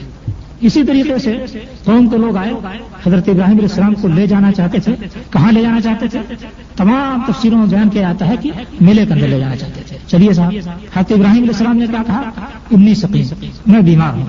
اب بیماری کا عذر کیا تو لوگ چلے گئے. بیمار کس درجہ تھے؟ دو عذر ہو سکتا ہے، یا تو یہ کہیں کہ میں اتنا بیمار ہوں کہ تمہارے ساتھ چلنے کے لائق نہیں ہوں، لہذا چلے جاؤ، یا یہ کہ اس سے بھی بڑا عذر کیا ہو کہ میں اس قدر بیمار ہوں کہ بات بھی نہیں کر سکتا ہوں اس کے سوا، چلے جاؤ. لوگ چلے گئے. تو ابھی تو کہہ رہے ہیں کہ میں اس درجہ بیمار ہوں، تمہارے ساتھ چل نہیں سکتا. اور جیسے ہی وہ لوگ چلے گئے، کیا ہوا؟ فراغ علیہ، کلاڑی اٹھائی اور گئے ان کے معبودوں کے پاس. فراغ علیہ ضربن بالیمین، دھاڑ دھاڑ پٹائی شروع کر دی، زور و شور سے توڑنا شروع کر دیا. قرآن مجید میں راغہ کا لفظ استعمال کیا گیا. اگر بیمار ہوتے اتنا تو مارتے بھی تو دھیرے دھیرے ٹھوک ٹھوک مارتے، مگر اس کے بجائے راغ علیہ، زور و شور سے مارنا شروع کیا ہے. اس سے معلوم ہے کہ بھرپور قوت ان کے اندر موجود تھی. تو ایسی صورت میں جو معذرت کی تھی، آپ اس کو کیا کہیں گے؟ تیسرا واقعہ جو بیان کیا گیا ہے وہ یقیناً حدیث کے اندر ہے، قرآن میں نہیں ہے. حدیث میں یہ ہے کہ وہ ایک مقام پر گئے جہاں ایک سرکش ظالم تھا، اور وہ لوگوں کی بیویوں کو، لوگوں کے ساتھ جو خوبصورت عورتیں ہوں ان کو غصب کر لیتا تھا. اگر شوہر ہو تو قتل کر دیتا تھا، شوہر نہ ہو تو ظاہر بات ہے کہ باقی کوئی سالہ بن جائے گا یا سسر بن جائے گا، لہٰذا ان کو نہیں قتل کرتا تھا. اب اس خطرے کی بنا پر حضرت ابراہیم علیہ السلام نے کہا کہ تم سے پوچھے تو کہہ دینا کہ میری بہن ہے، یا ان سے پوچھا گیا تو انہوں نے کہہ دیا کہ میری بہن ہے. اور کہا کہ اس روئے زمین پر میرے تمہارے سوا کوئی اور مومن نہیں ہے، لہذا ایمان کی اخوت ہے. بہرحال ایک تعویذ سی تھی، اس کی بنا پر انہوں نے یہ بات کہی، اور مقصد یہ تھا کہ جان بھی بچائیں اور آبرو بھی بچائیں. قرآن مجید میں کہا گیا ہے کہ اگر کسی شخص کے لیے خطرہ ہو، مجبور کر دیا جائے تو وہ کفر کا کلمہ زبان سے کہہ سکتا ہے. الا من اکرہ وقلبہ مطمئن بالایمان، جس پر جبر کیا جائے اور اس کا دل ایمان کے ساتھ مطمئن ہو تو کلمہ کفر کہہ سکتا ہے. تو قرآن نے تو کلمہ کفر کہنے کی اجازت دی ہے. حضرت ابراہیم علیہ السلام نے جو کہا تھا وہ کلمہ کفر کیا، کلمہ گناہ بھی نہیں تھی، صرف ایک طرح کی چھوٹی سی تعویل تھی. یعنی سننے والا یہ سمجھے گا کہ یہ ان کی حقیقی بہن ہے، اور انہوں نے حقیقی بہن نہیں مراد لی تھی بلکہ دینی بہن مراد لی تھی، یا چچیری بہن مراد لی تھی جیسا کہ کہا جاتا ہے. تو ایک صحیح بات کہی تھی اس طرح سے کہ سننے والا کچھ اور سمجھ جائے اور میری جان بچ جائے، ان کی آبرو بچ جائے. تو یہ جو ان کا کام تھا یہ قرآن مجید کے حکم کے یا اللہ تعالیٰ کی مرضی کے خلاف نہیں تھا. اللہ تعالیٰ نے اس قسم کے مواقع پر اس کی گنجائش دی. اب لوگوں کی عقل اتنی زبردست ہو گئی کہ اس حدیث کو اٹھا کر پھینک دیا، اس آپ نہیں قبول کر سکتے. تو اگر آپ نہیں قبول کر سکتے تو یہ اس میں جو 2/3 حصہ قرآن مجید کا ہے اس کو کیا کریں گے؟ اسے بھی قرآن مجید سے کھرچ کے نکالیں گے. تو حقیقت یہ ہے کہ نبی کریم صلی اللہ علیہ وسلم نے جو احادیث، جو باتیں بیان کی ہیں اور جو صحیح طریقے سے ثابت ہیں، ان میں سے کوئی بھی چیز عقل کے خلاف بھی نہیں ہے. تو نہ اس کو عقل کی بنیاد پر مسرت کیا جا سکتا ہے، نہ کسی اور بنیاد پر مسرت کیا جا سکتا ہے. اگر کوئی شخص کو کوئی بات سمجھ میں نہیں آ رہی ہے تو اسے صبر کرنا چاہیے، تھوڑی دیر کے لیے مان لینا چاہیے کہ ہاں اس کی عقل بھی کسی مرحلے میں کوتاہ ہو سکتی ہے. یہی نہیں کہ ساری دنیا کی عقل کوتاہ تھی، پیغمبر کی بات غلط تھی، صرف میری عقل صحیح ہے. یہ نہیں سوچنا چاہیے. یہ سوچنا چاہیے کہ خود میری بھی سمجھ کا کہیں فطور و قصور ہو سکتا ہے. لیکن لوگ اپنا فطور و قصور ماننے کے لیے تیار نہیں ہوتے اور نبی کریم صلی اللہ علیہ وسلم کے ساتھ ایک تقصیر منسوب کر دیتے ہیں، یا یہ کہ آپ کی صفائی میں ایک صحیح چیز کو غلط کہہ دیتے ہیں. بہرحال تو آپ کے ساتھ آپ کی احادیث کو مطلقاً رد کر دیا جائے، یا یہ کہ کچھ خاص قسم کی احادیث کو رد کر دیا جائے اپنی ہوا اور خواہش کی بنیاد پر یا اپنی عقل کی بنیاد پر، یا یہ کہ آپ کا ایک حکم موجود ہے اس کے خلاف کوئی فتویٰ دیا جائے، یہ بھی غلط ہے. اور یہ بھی نبی کریم صلی اللہ علیہ وسلم کے ساتھ بے ادبی اور گستاخی ہے، اس لیے کہ نبی صلی اللہ علیہ وسلم کو اللہ تعالیٰ نے دین بیان کرنے کا پاور دیا تھا، اتھارٹی دی تھی، کسی اور کو یہ اتھارٹی نہیں دی ہے. بعض لوگوں نے یہ سمجھ لیا ہے کہ نماز اور روزے اور زکوٰۃ کے سلسلے میں تو نبی کریم صلی اللہ علیہ وسلم کا حکم مانا جائے، باقی جتنے گوشے زندگی ہیں اس میں آپ کا حکم ماننے کی ضرورت نہیں ہے. ایک صاحب آئے، میرے سامنے کی بات ہے، کسی کھیت کا جھگڑا تھا تو انہوں نے کہا کہ دیکھو شریعت میں یہ کام جائز نہیں ہے، اس لیے اس کو چھوڑ دو. تو جھٹ سے کہتا ہے کہ مجھے شریعت سے مطلب نہیں ہے، آپ قانون کے مطابق میرا فیصلہ کیجیے. یعنی اس معاملے میں میرا فیصلہ، وہ اپنے آپ کو مسلمان بھی کہہ رہا ہے اور کہتا کہ جو حکومت ہند کا قانون اس کے مطابق میرا فیصلہ کر دیجیے. اب یہاں شریعت کے مطابق فیصلہ نہیں ہوگا، حکومت ہند کے قانون کے مطابق فیصلہ ہوگا. ایسی لوگوں کو قرآن مجید میں منافق کہا گیا اور کہا گیا کہ حکم الجاہلیت یبغون، یہ جاہلیت کو حکم چاہتے ہیں. ومن احسن من اللہ حکما لقوم یوقنون، اللہ سے بہتر فیصلے والا کون ہو سکتا ہے ان لوگوں کے لیے جو یقین رکھتے ہیں۔ تو اگر بعض گوشوں میں، زندگی کے بعض گوشوں میں یہ سمجھا جائے کہ ہمیں نبی کریم صلی اللہ علیہ وسلم کی تعلیمات کی ضرورت نہیں ہے، اس کے سلسلے میں ہم جیسا ضابطہ، جیسا طریقہ یا جیسا قانون بنا سکتے ہو بنا لیں، تو یہ بھی غلط ہے، اور یہ بھی نبی کریم صلی اللہ علیہ وسلم کے ساتھ سخت گستاخی اور بے ادبی ہے، اور اللہ تعالیٰ کا جو حق ہے حکم دینے کا، اور نبی کریم صلی اللہ علیہ وسلم کا جو حق ہے، جو منصب ہے حکم کو متعین کرنے کا، اس حق اور اس منصب کے اوپر در حقیقت ڈاگا ڈالنے کا مرادف ہے۔ اس لیے یہ بھی اسی میں داخل ہے کہ ومن یشاقق الرسول من بعد ما تبین له الهدى ويتبع غیر سبیل المؤمنین نوله ما تولى ونصله جہنم وساءت مصیرا، جو رسول کی مخالفت کرے گا ہدایت واضح ہو جانے کے بعد تو اس نے جو چیز اختیار کی ہے اسی کو اس کو ڈال دیں گے اور جہنم کے اندر جھونک دیں گے اور بری جگہ ہی جائے گا۔ اور ایک جگہ فرمایا گیا کہ فتؤمنون ببعض الکتاب وتکفرون ببعض، تم لوگ کتاب کے بعض حصے پر ایمان لاتے ہو، بعض کے ساتھ کفر کرتے ہو۔ فما جزاء من يفعل ذلك منكم الا خزي في الحیاۃ الدنیا ويوم القیامۃ يردون الى اشد العذاب وما الله بغافل عما تعملون، کہ کتاب کے بعض حصے پر ایمان لاتے ہو، بعض کے ساتھ کفر کرتے ہو، جو ایسا کرتا ہے اس کی سزا اس کے سوا کچھ نہیں کہ دنیا کے اندر اس کو ذلیل و رسوا کر دیا جائے اور آخرت میں سخت عذاب کی طرف اس کو پلٹا دیا جائے۔ تو دین کامل ہے اور پوری زندگی کو شامل ہے۔ جن حصوں میں جو تعلیمات موجود ہیں اس کے خلاف کسی قسم کا کوئی راستہ نکالنا، یہ نبی کریم صلی اللہ علیہ وسلم کے حق کو چھیننے کے مرادف ہے، چاہے وہ بدعت کی شکل میں ہو، چاہے قانون کی شکل میں ہو، چاہے کسی اور شکل میں ہو۔ اس کے بعد ایک اور عنوان اس میں رکھا گیا ہے، خوارق یعنی معجزات و کرامات کا مسئلہ۔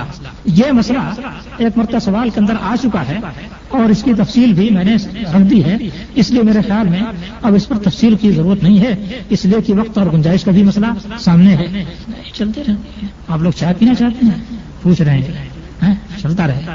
اچھا، اس سلسلے میں ایک چیز آپ کے سامنے رکھ دوں کہ بعض دفعہ کوئی ایسی صورت پیش آتی ہے جس کے بارے میں شریعت کا کوئی حکم بظاہر موجود نہیں دکھائی دیتا ہے اور اسے حل کرنا ہے، تو شریعت کی جو روح ہے، تقویٰ اور طہارت اور اللہ کا خوف اور حق اور عدل کو اختیار کرنا، ان ساری چیزوں کو مد نظر رکھتے ہوئے اس کے بارے میں آدمی ایک رائے اختیار کر سکتا ہے، یعنی ایسی صورت میں اختیار کرتے ہیں رائے۔ ایک مسئلہ یہ اصل میں دیا گیا ہے کہ رائے کے بارے میں صحابہ کا کیا یہ تھا، تو یہ تو آپ کو سمجھ میں آ چکا ہوگا کہ جتنی باتیں کتاب و سنت کے اندر موجود ہیں ان میں دخل دینے کی گنجائش نہیں ہے، اس کا واحد حل یہ ہے کہ اس کی پیروی کی جائے بلا چھونا چاہیے۔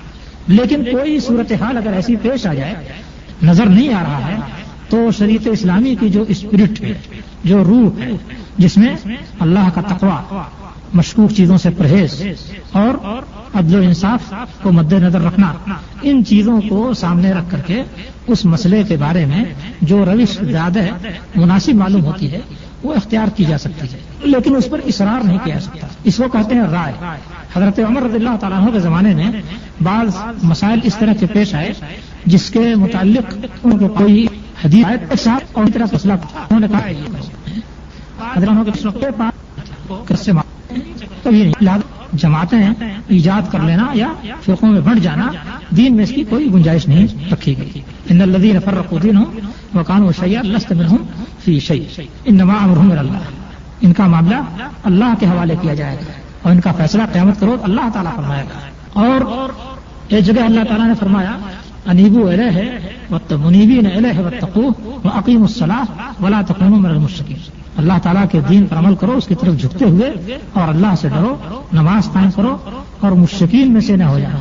من الذین فرقوا دینہم وکانوا شیعا، جنہوں نے اپنے دین کو ٹکڑوں ٹکڑوں میں بانٹ لیا اور گروہ در گروہ ہو گئے۔ کل حزب بما لدیہم فرحون، ہر گروہ جو کچھ اس کے پاس ہے اس پر وہ خوش ہے۔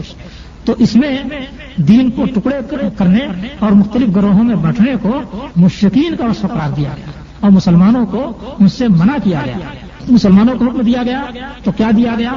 اس فرقے سے، اس تفرقے سے بچنے کی کیا شکل بتائی گئی؟ یہ بھی قرآن مجید کے اندر ہے، وَأَنَّ هَذَا صِرَاطِي مُسْتَقِيمًا فَاتَّبِعُوهُ وَلَا تَتَّبِعُوا السُّبُلَ فَتَفَرَّقَ بِكُمْ عَنْ سَبِيلِهِ۔ تو تفرقے سے منع کیا گیا، اس کی مذمت کی گئی اور اس سے بچنے کا راستہ یہ بتایا گیا کہ وَأَنَّ هَذَا صِرَاطِي مُسْتَقِيمًا، یہ میرا سیدھا راستہ ہے، اس کی پیروی کرو ولا تتبعوا السبل، اور دوسرے راستوں کے پیچھے نہ چلنا، ورنہ وہ تم کو اللہ تعالیٰ کے راستے سے ہٹا دے گا. فتفرق بكم عن سبيله ذلكم وصاكم به لعلكم تتقون. یہ وصیت اللہ تعالیٰ نے تم کو کی ہے تاکہ تم لوگ تقوی اختیار کرو. تو سارے راستوں کو چھوڑ کر کے اللہ کا جو راستہ ہے جسے قرآن مجید میں بیان کیا ہے اور جس کی توضیح نبی صلی اللہ علیہ وسلم نے فرمائی ہے، اس راستے کے اختیار کرنے کو اس تفرقے سے بچنے کا علاج قرار دیا گیا ہے. اور کیا آیت ہے؟ فرمایا کہ واعتصموا بحبل اللہ جمیعا ولا تفرقوا. اللہ کی رسی کو سب اکٹھا پکڑ لو، ایک جائی طور سے پکڑ لو، ولا تفرقوا، اور فرقے نہ ہو. اس میں دو باتیں اللہ تعالیٰ نے کہی ہیں، ایک تو فرقے ہونے سے منع کیا ہے اور دوسرے واعتصموا بحبل اللہ جمیعا، اللہ تعالیٰ کی رسی کو تم سب پکڑ لو. یہ نہیں کہا گیا ہے کہ رسی کے بل ادھیڑ کر کے اس کو الگ الگ کر کے ایک ایک ٹکڑے کو یا ایک ایک حصے کو سب لوگ پکڑ لو، بلکہ جمیعاً اللہ کی رسی کو پکڑو اور سب لوگ اکٹھا پکڑو. تو یہ تفرقے سے بچنے کا حل بتایا گیا ہے. اور حبل اللہ کیا ہے؟ قرآن مجید ہے. اور قرآن مجید اپنی تفسیر کے ساتھ مکمل ہوتا ہے، یعنی احادیث کے ساتھ. تو اس طریقے سے گویا اللہ تعالیٰ نے ہم کو صاف یہ حل بتایا ہے کہ جب قرآن مجید اور اس کی تفسیر کو ہم پکڑ لیں گے، اللہ کی رسی کو پکڑ لیں گے تو تفرقے سے بچیں گے، اور جب اس کو اکٹھا نہیں پکڑیں گے تو تفرقے کے اندر پڑ جائیں گے. قرآن مجید میں جگہ اور فرمایا گیا کہ وَلَا تَكُونُوا كَالَّذِينَ تَفَرَّقُوا وَاخْتَلَفُوا مِن بَعْدِ مَا جَاءَتْهُمُ الْبَيِّنَاتُ. جو لوگ متفرق ہوئے، مختلف ہوئے دلیل آ جانے کے بعد، ان کے جیسے تم لوگ نہ بننا. تو تفرقے کی ممانعت بار بار کی گئی اور اکجا ہونے کا حکم دیا گیا، اور اللہ کی رسی کو مضبوطی کے ساتھ اکجائی طور پر پکڑ لینے کو اکجا ہونے کا طریقہ اور ذریعہ بتایا گیا. یہاں میں چند باتوں کی وضاحت کر دینا چاہتا ہوں. وہ باتیں کیا ہیں کہ تفرقے ہوتے کیوں ہیں، امت میں فرقے بن کیسے گئے. پہلی چیز یہ اللہ تعالیٰ کے ہاں ملتی ہے اس کی کتاب میں کہ اللہ تعالیٰ نے قرآن مجید کو بتلایا کہ قرآن مجید آیات انزل الکتاب منہ آیات محکمات ہن ام الکتاب. اللہ نے کتاب نازل کی، اس میں سے کچھ محکم آیات ہیں، یعنی جس کا معنی بالکل صاف اور دو ٹوک ہے. یہ ام الکتاب ہے، اصل الکتاب ہے، جس پر چل کر کے انسان کو اپنے دین پر چلنے کی توفیق ہو سکے گی. یہ تو ام الکتاب ہے، ان کے بارے میں جھگڑے کی کوئی گنجائش نہیں. وہ اخر متشابہات، اور کچھ دوسری آیات ایسی ہیں جو کہ متشابہ ہونے کا مطلب یہ ہے کہ ان کے معنی تو موجود ہیں لیکن ان کی آخری حقیقت اور کنہ تک انسان نہیں پہنچ سکتا ہے. اب اس کی مثال میں آپ کو بتاؤں کہ قرآن مجید میں اللہ تعالیٰ کے بہت سے اوصاف ذکر کیے گئے ہیں جن کے معنی تک، جن کی کنہ اور حقیقت تک انسان کی رسائی نہیں ہو سکتی ہے. مثال کے طور پر اللہ تعالیٰ کے لیے ہاتھ ذکر کیا گیا ہے. قالت الیہود ید اللہ مغلول ہے. یہود کہتے ہیں کہ اللہ کا ہاتھ بندھا ہوا ہے.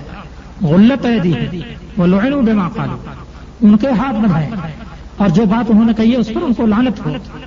بل یداہ مبسوطتان، بلکہ اللہ کے دونوں ہاتھ پھیلے ہوئے یا کشادہ ہیں.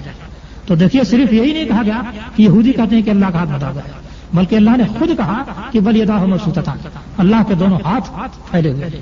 یہاں اللہ تعالیٰ نے اپنے لیے ہاتھ کا ذکر کیا اور دو ہاتھ کا ذکر کیا. حضرت نوح علیہ السلام سے کہا گیا یا ان کی کشتی کے تعلق سے کہا گیا واصنع الفلک بأعیننا، ہماری آنکھوں کے سامنے کشتی بناؤ. اور جب کشتی طوفان میں چل رہی تھی تو کہا گیا کہ تجری بأعیننا، ہماری آنکھوں کے سامنے وہ کشتی چل رہی تھی. اس طرح سے اللہ تعالیٰ نے اپنے متعلق کئی ایسی باتیں ذکر کی ہیں جن کا معنی لغوی اور عرفی معنی تو ہر انسان جانتا ہے. ہاتھ کے معنی ہم جانتے ہیں، آنکھ کے معنی ہم جانتے ہیں. اسی طریقے سے لیس کمثلہ شیء وہو السمیع البصیر، اللہ تعالیٰ جیسی کوئی چیز نہیں اور اللہ تعالیٰ سننے والا جاننے والا ہے. تو سننے کا مطلب ہم جانتے ہیں، جاننے کا مطلب بھی ہم جانتے ہیں. ان الفاظ کے جو معانی ہیں وہ معانی ہمارے لیے مجہول نہیں ہیں. ان معانی اور مطالب کو ہم جانتے ہیں، ان الفاظ کے معنی اور مطالب کو، لیکن اللہ تعالیٰ کے تعلق سے اس کی حقیقت اور کنہ کیا ہے، اس کی کیفیت کیا ہے، اس کو کوئی انسان جان نہیں سکتا. انسانی عقل کی رسائی وہاں تک نہیں ہو سکتی ہے. تو اس اعتبار سے اس کو کہا گیا کہ متشابہات، جن کے معنی کا ایک حصہ انسان جانتا ہے اور جن کی حقیقت کا دوسرا حصہ انسان نہیں جانتا ہے، ان کو متشابہات کہا گیا۔ یہ متشابہات کے تعلق سے اللہ تعالیٰ کیا کہتا ہے؟ فَأَمَّا الَّذِينَ فِي قُلُوبِهِمْ زَيْغٌ فَيَتَّبِعُونَ مَا تَشَابَهَ مِنْهُ ابْتِغَاءَ الْفِتْنَةِ وَابْتِغَاءَ تَأْوِيلِهِ، جن لوگوں کے دلوں میں ٹیڑھ ہے وہ قرآن مجید کی آیات متشابہات کے پیچھے پڑتے ہیں۔ کس لیے پڑھتے ہیں؟ ابتغاء الفتنہ وابتغاء تأویلہ، فتنہ چاہنے کے لیے اور اس کا مطلب چاہنے کے لیے۔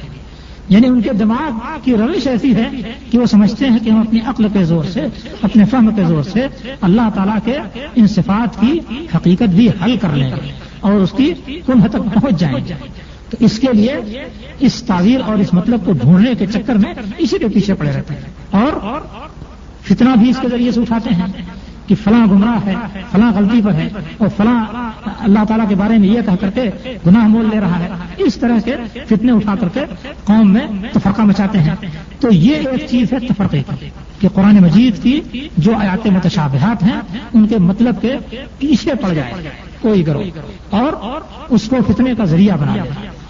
تو ایک تفرقہ تو اس وجہ سے ہوتا ہے، اور اس کو قرآن مجید ہی نے بیان کر دیا ہے، احادیث کے اندر بھی بیان کیا گیا ہے کہ جب تم ان لوگوں کو دیکھو جو قرآن مجید کی متشابہ آیات کے پیچھے پڑ رہے ہیں تو ان سے پرہیز کرو، کیونکہ یہی وہ لوگ ہیں جن کی نامزدگی اللہ تعالیٰ نے کی ہے۔ فَأُولَٰئِكَ الَّذِينَ سَمَّاهُمُ اللَّهُ فَاحْذَرُوهُمْ، اللہ تعالیٰ نے انہی کو نامزد کیا ہے، ان سے بچنا۔ دوسری چیز جو تفرقے کا باعث بنتی ہے اس کو ہوا کہا گیا ہے، وَاتَّبَعُوا أَهْوَاءَهُمْ۔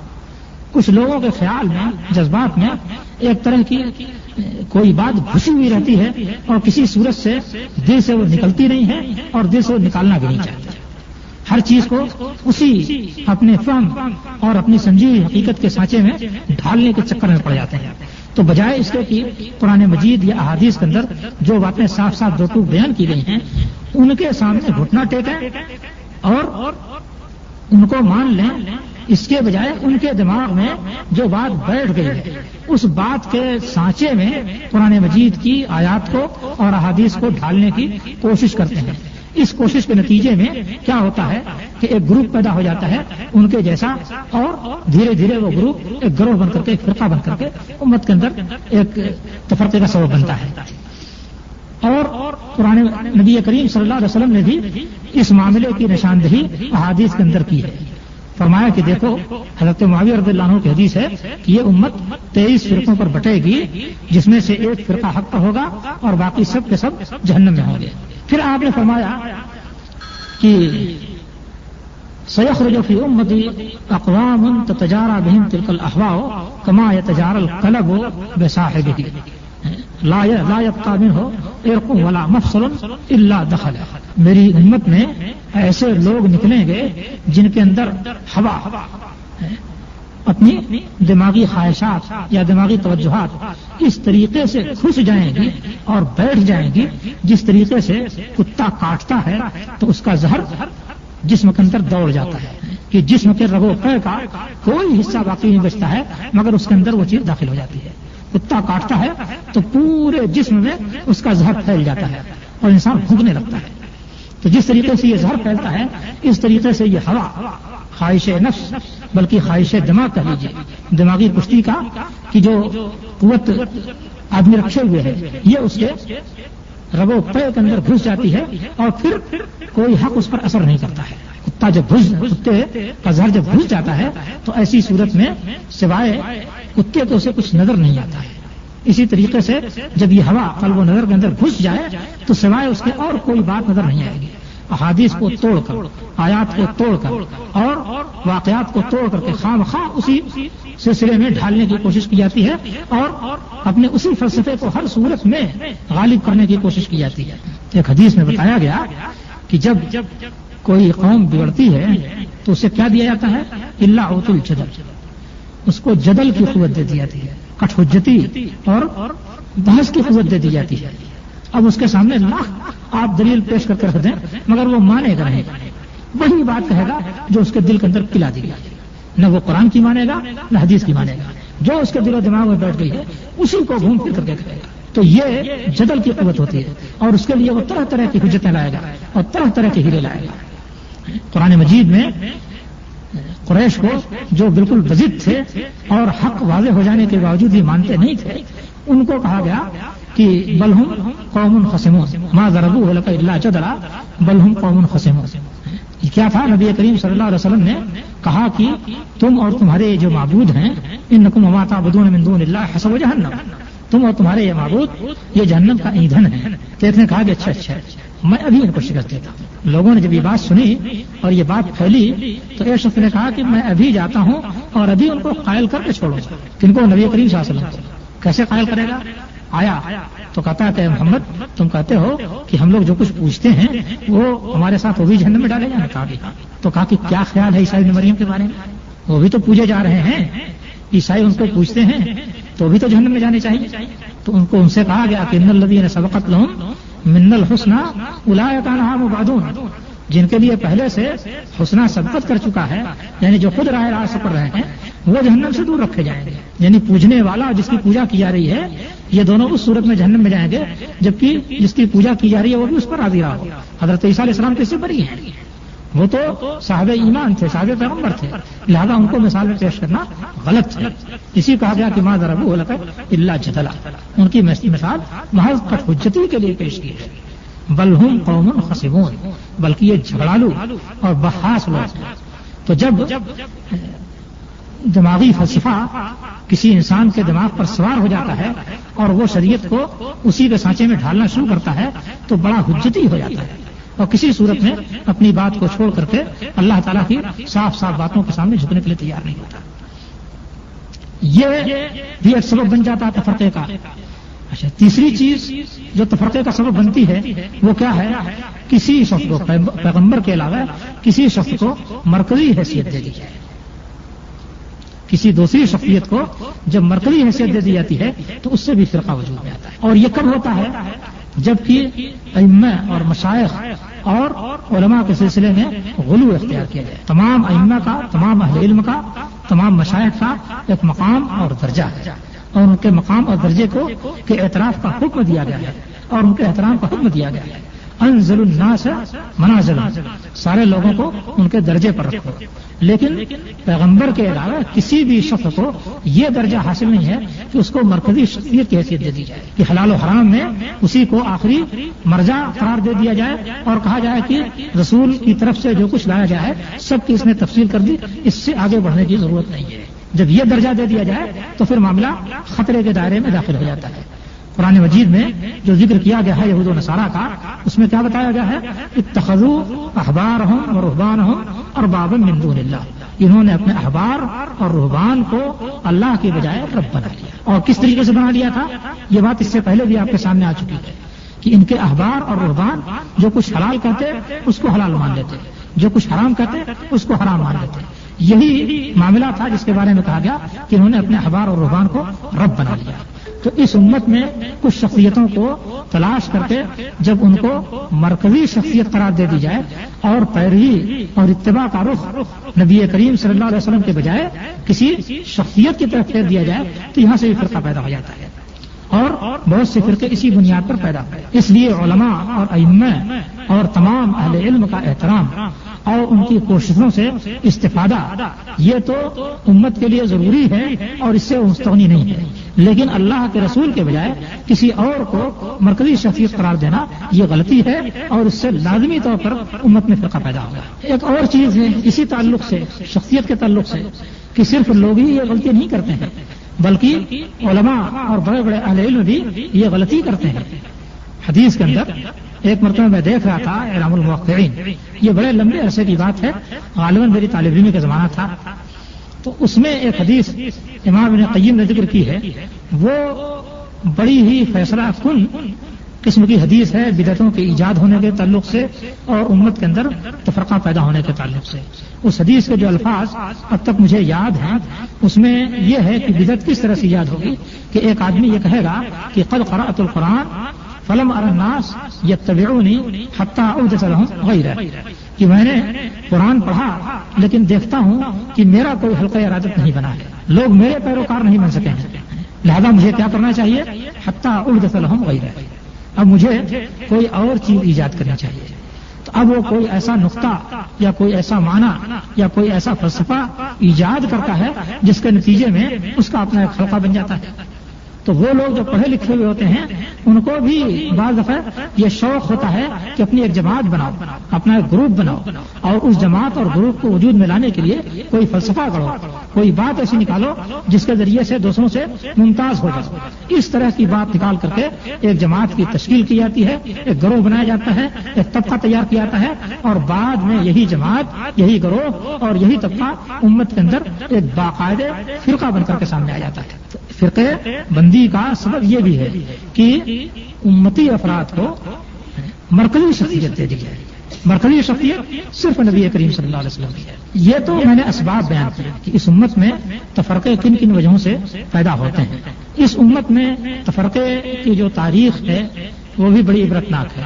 آپ نے اس سے پہلے حدیث سنی ہوگی بعض طلباء سے، اور غالباً بعض اساتذہ نے بھی سنائی ہوگی کہ نبی کریم صلی اللہ علیہ وسلم نے ایک لکیر کھینچی اور اس کے بعد دائیں بائیں لکیریں کھینچی اور فرمایا کہ یہ تو صراط مستقیم ہے، وَأَنَّ هَذَا صِرَاطِي مُسْتَقِيمًا فَاتَّبِعُوهُ، یہ صراط مستقیم ہے، اور دائیں بائیں کی لکیروں پر شیاطین ہیں جو کہ گمراہی کی طرف دعوت دے رہے ہیں۔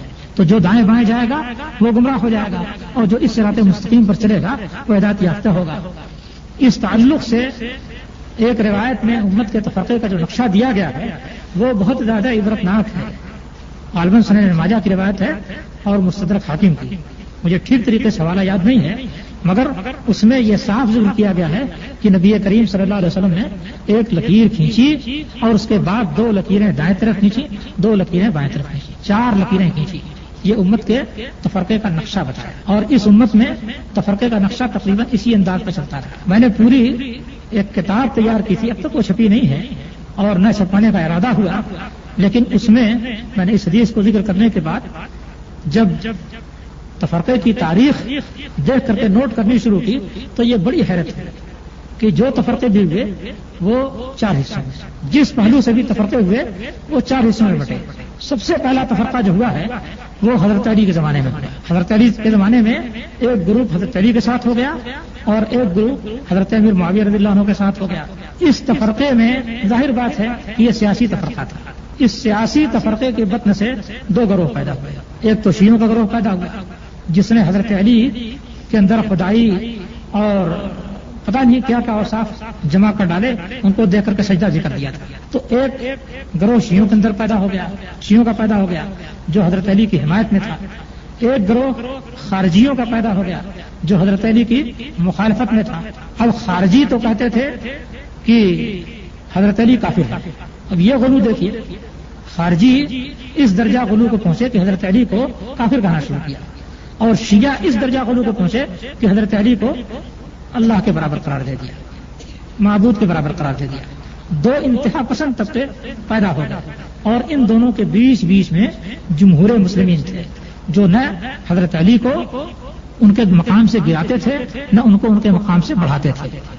اسی طریقے سے خارجیوں نے یہ کہنا شروع کیا کہ شیخین یعنی ابو بکر و عمر رضی اللہ تعالیٰ عنہما یہی لوگ حق پر تھے، اور شیعوں نے یہ کہنا شروع کیا کہ شیخین یعنی حضرت ابو بکر و عمر رضی اللہ تعالیٰ عنہما یہ غاصب تھے، اللہ تعالیٰ نے جو حق حضرت علی کے لیے دیا تھا اس کو غصب کر لیا، اور صرف غاصب ہی نہیں کہتے تھے بلکہ کافر کہتے تھے۔ تو اس معاملے میں بھی دونوں فرقے 2 انتہاؤں پر تھے۔ شیعوں کا فرقہ شیخین حضرت ابو بکر حضرت عمر رضی اللہ عنہ کو کافر کہتا تھا، اور خارجیوں کا فرقہ ان کو صرف انہی کو حق پر مانتا تھا، ان کے بعد کے لوگوں کو حق پر نہیں مانتا تھا۔ صحابہ کرام کے سلسلے میں بھی اسی طریقے سے تکفیر کا سلسلہ چلا۔ حضرت علی کا ساتھ دینے والے جتنے لوگ تھے ان سب کو خارجیوں نے کافر کہنا شروع کیا، اور حضرت علی کا ساتھ چھوڑنے والے جتنے لوگ تھے ان سب کو شیعوں نے کافر کہنا شروع کیا۔ تو یوں 2 جانب سے غلو ہوا، خلافت کے سلسلے میں، خلافت کے مسئلے میں 2 نقطہ نظر ہوا، اور ان خلفاء کو ماننے اور نہ ماننے کے تعلق سے 2 نقطہ نظر ہوا، اور ان دونوں نے امت کے اندر بڑی تباہی مچائی۔ پہلا اختلاف اس امت میں یا پہلی فرقہ بندی اس امت میں یہ ہمارے سامنے آتی ہے۔ اس کے بعد تھوڑے ہی دنوں کے بعد اللہ تعالیٰ کی صفات میں عقلی اڑنگیں لگانے کا سلسلہ شروع ہوا، وہی آیات متشابہات کے پیچھے لوگ پڑے۔ تو اب اس کے اندر بھی 2 گروپ بن گئے۔ ایک گروپ نے تو عقلی طور پر اللہ کے لیے ان صفات کو ثابت کرنا محال سمجھا اور بالکل نفی کر دی. اللہ تعالیٰ کے لیے ان میں سے کسی صفات کو مانا ہی نہیں. اور دوسرے گروپ نے اس حد تک غلو کیا کہ اللہ تعالیٰ کو مجسم چیزوں کے ساتھ تشبیہ دے دی. ایک طرف نفی ہے اور ایک طرف تجسیم، ایک طرف تعطیل، اللہ تعالیٰ کو معطل قرار دے دیا، اس کی صفت کے معنی ختم کر دیا، اور دوسری طرف اللہ تعالیٰ کو تشبیہ دے دی. تعطیل اور تشبیہ، نفی اور تجسیم، اور تعطیل اور تشبیہ، اس طریقے سے دو گروپ صفاتیوں کے دو گروپ وجود میں آئے اور ان کے بیچ کے بھی گروپ آتے گئے. بندہ جو کچھ کرتا ہے اس کا ذمہ دار کون ہے؟ ایک مسئلہ یہ بھی انہوں نے اٹھایا. آپ جو کچھ کام کرتے ہیں تو ظاہر بات ہے کہ اللہ تعالیٰ خالق ہے، مالک ہے، رازق ہے، اور اس نے آپ کی قسمت بھی لکھ دی ہے اور آپ جو کچھ کریں گے اس کو بھی مقدر کر دیا ہے. اس لیے بندے پہ اور جس چیز پر آپ کو کرنے کی قدرت دی جائے گی وہی آپ کر سکیں گے، اور جس چیز کو کرنے کی قدرت نہیں دی جائے گی آپ نہیں کر سکیں گے. ان سب مسائل کو بنیاد بنا کر کے بندوں کے افعال کے سلسلے میں بھی ایک جھگڑا کھڑا کیا، اور اس میں بھی دو گروپ تیار ہوئے.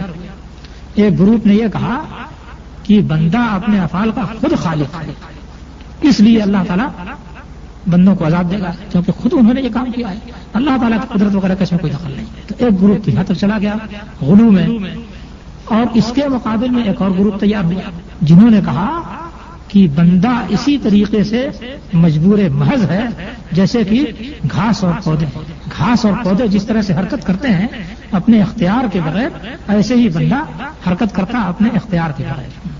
لہذا اللہ تعالیٰ کے ہاں کسی بات پر باز پرس نہیں ہوگی. ایمان کے ساتھ کوئی گناہ نقصان نہیں دے گا جس طریقے سے کہ کفر کے ساتھ کوئی اطاعت فائدہ نہیں دیتی ہے. اس طرح کا غلو شروع ہوا کس بنا پر؟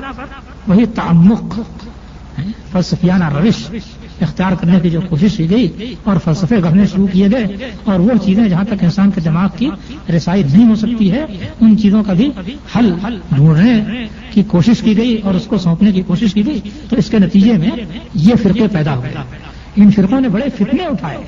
آج ان کا وجود یا ان میں سے اکثر کا وجود نہیں ہے، لیکن ایک زمانہ تھا کہ ان فرقوں نے بڑے فتنے اٹھائے تھے، بڑا طوفان کھڑا دیا تھا. اس کے بعد جو سب سے سنگین تفرقہ آیا، جس کے آثار سب سے زیادہ اس وقت موجود ہیں امت میں، وہ تفرقہ آیا حدیث کے تعلق سے. قرآن کے انکار کی گنجائش تو نہیں ہو سکی، لیکن حدیث کے بارے میں لوگوں نے طرح طرح کے اختلافات نکالے. ایک فرقہ وہ تھا جس نے حدیث کو پورے طور سے مسترد کر دیا تھا.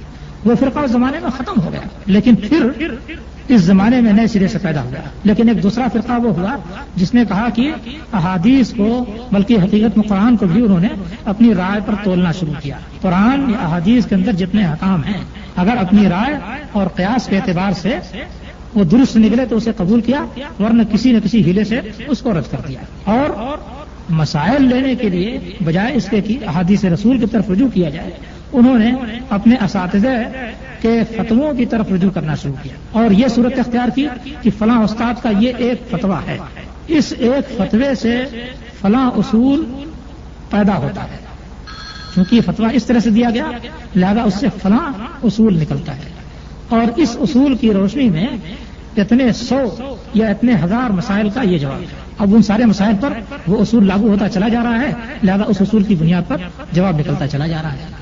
اس کا نتیجہ یہ ہوا کہ اگر استاد نے کسی ایک فتوے میں تو اس سے جو اصول نکال کر کے جتنے 100 یا جتنے 1000 مسائل تیار کیے گئے ظاہر ہے سب کے سب غلط ہوں گے.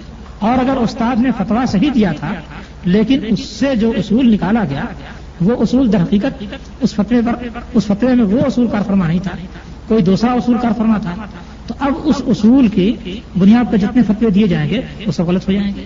یہ سلسلہ شروع ہوا اور اس سلسلے نے بڑی شدت اختیار کی.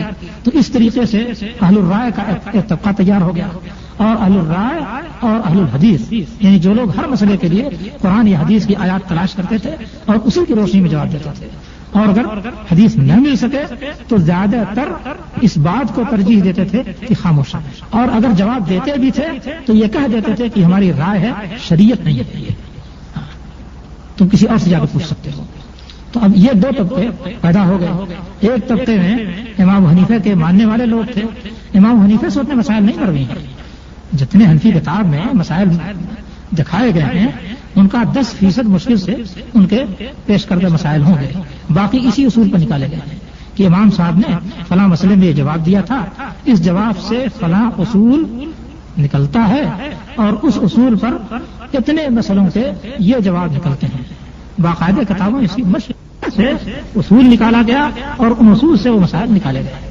اور یہ بھی یقینی طور سے نہیں کہا جا سکتا ہے کہ اگر وہ مسئلہ ان کے سامنے پیش ہوتا تو اس کا وہ وہی جواب دیتے جو جواب ان کے ماننے والے علماء نے ان کے نام پر درج کیا ہے.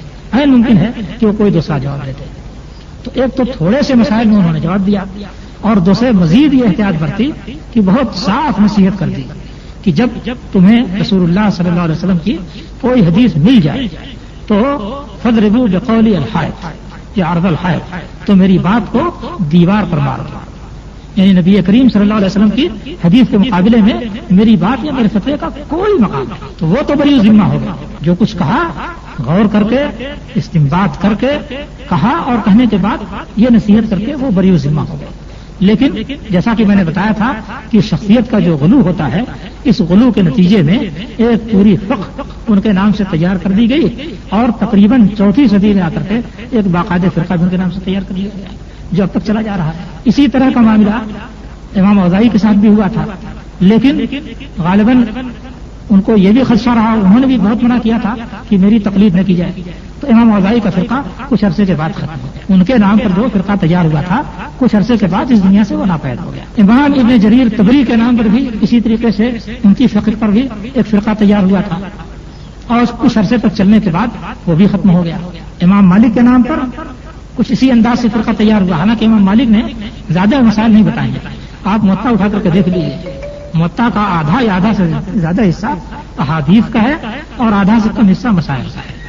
اور ان مسائل کے بارے میں بھی عام طریقے سے امام مالک نے ہر جگہ دو ٹوک روش نہیں اختیار کیا ہے. کہتے ہیں کہ اہل مدینہ ایسی کرتے ہیں، ہمارے یہاں ایسی ہو رہا ہے، فلاں نے یہ بات کہی، یعنی انہوں نے گنجائش رکھی اور اصل دار و مدار حدیث پر رکھی.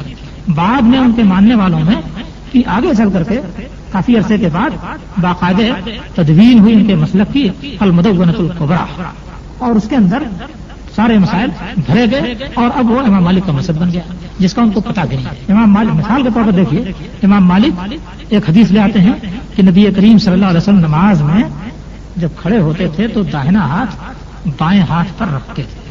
کان یضع یمینہ علی شمالہ فی الصلاۃ. یہ موطا کے اندر صاف دو ٹوک روایت موجود ہے. مالکیہ کا مسئلہ کیا ہے؟ ہاتھ لٹکا کے کھڑا، وہ ہاتھ نہیں رکھتے. یعنی کہاں باندھے یہ مسئلہ چھوڑ دیجیے، سینے باندھے، ناک باندھے، اوپر باندھے، نیچے باندھے، یہ مسئلہ چھوڑ دیجیے. وہ سرے سے ہاتھ باندھتے ہی نہیں.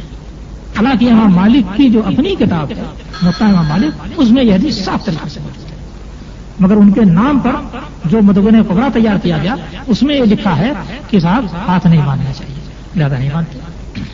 امام شافعی رحمۃ اللہ علیہ نے بھی اسی طریقے سے کتاب الام تیار کی ہے.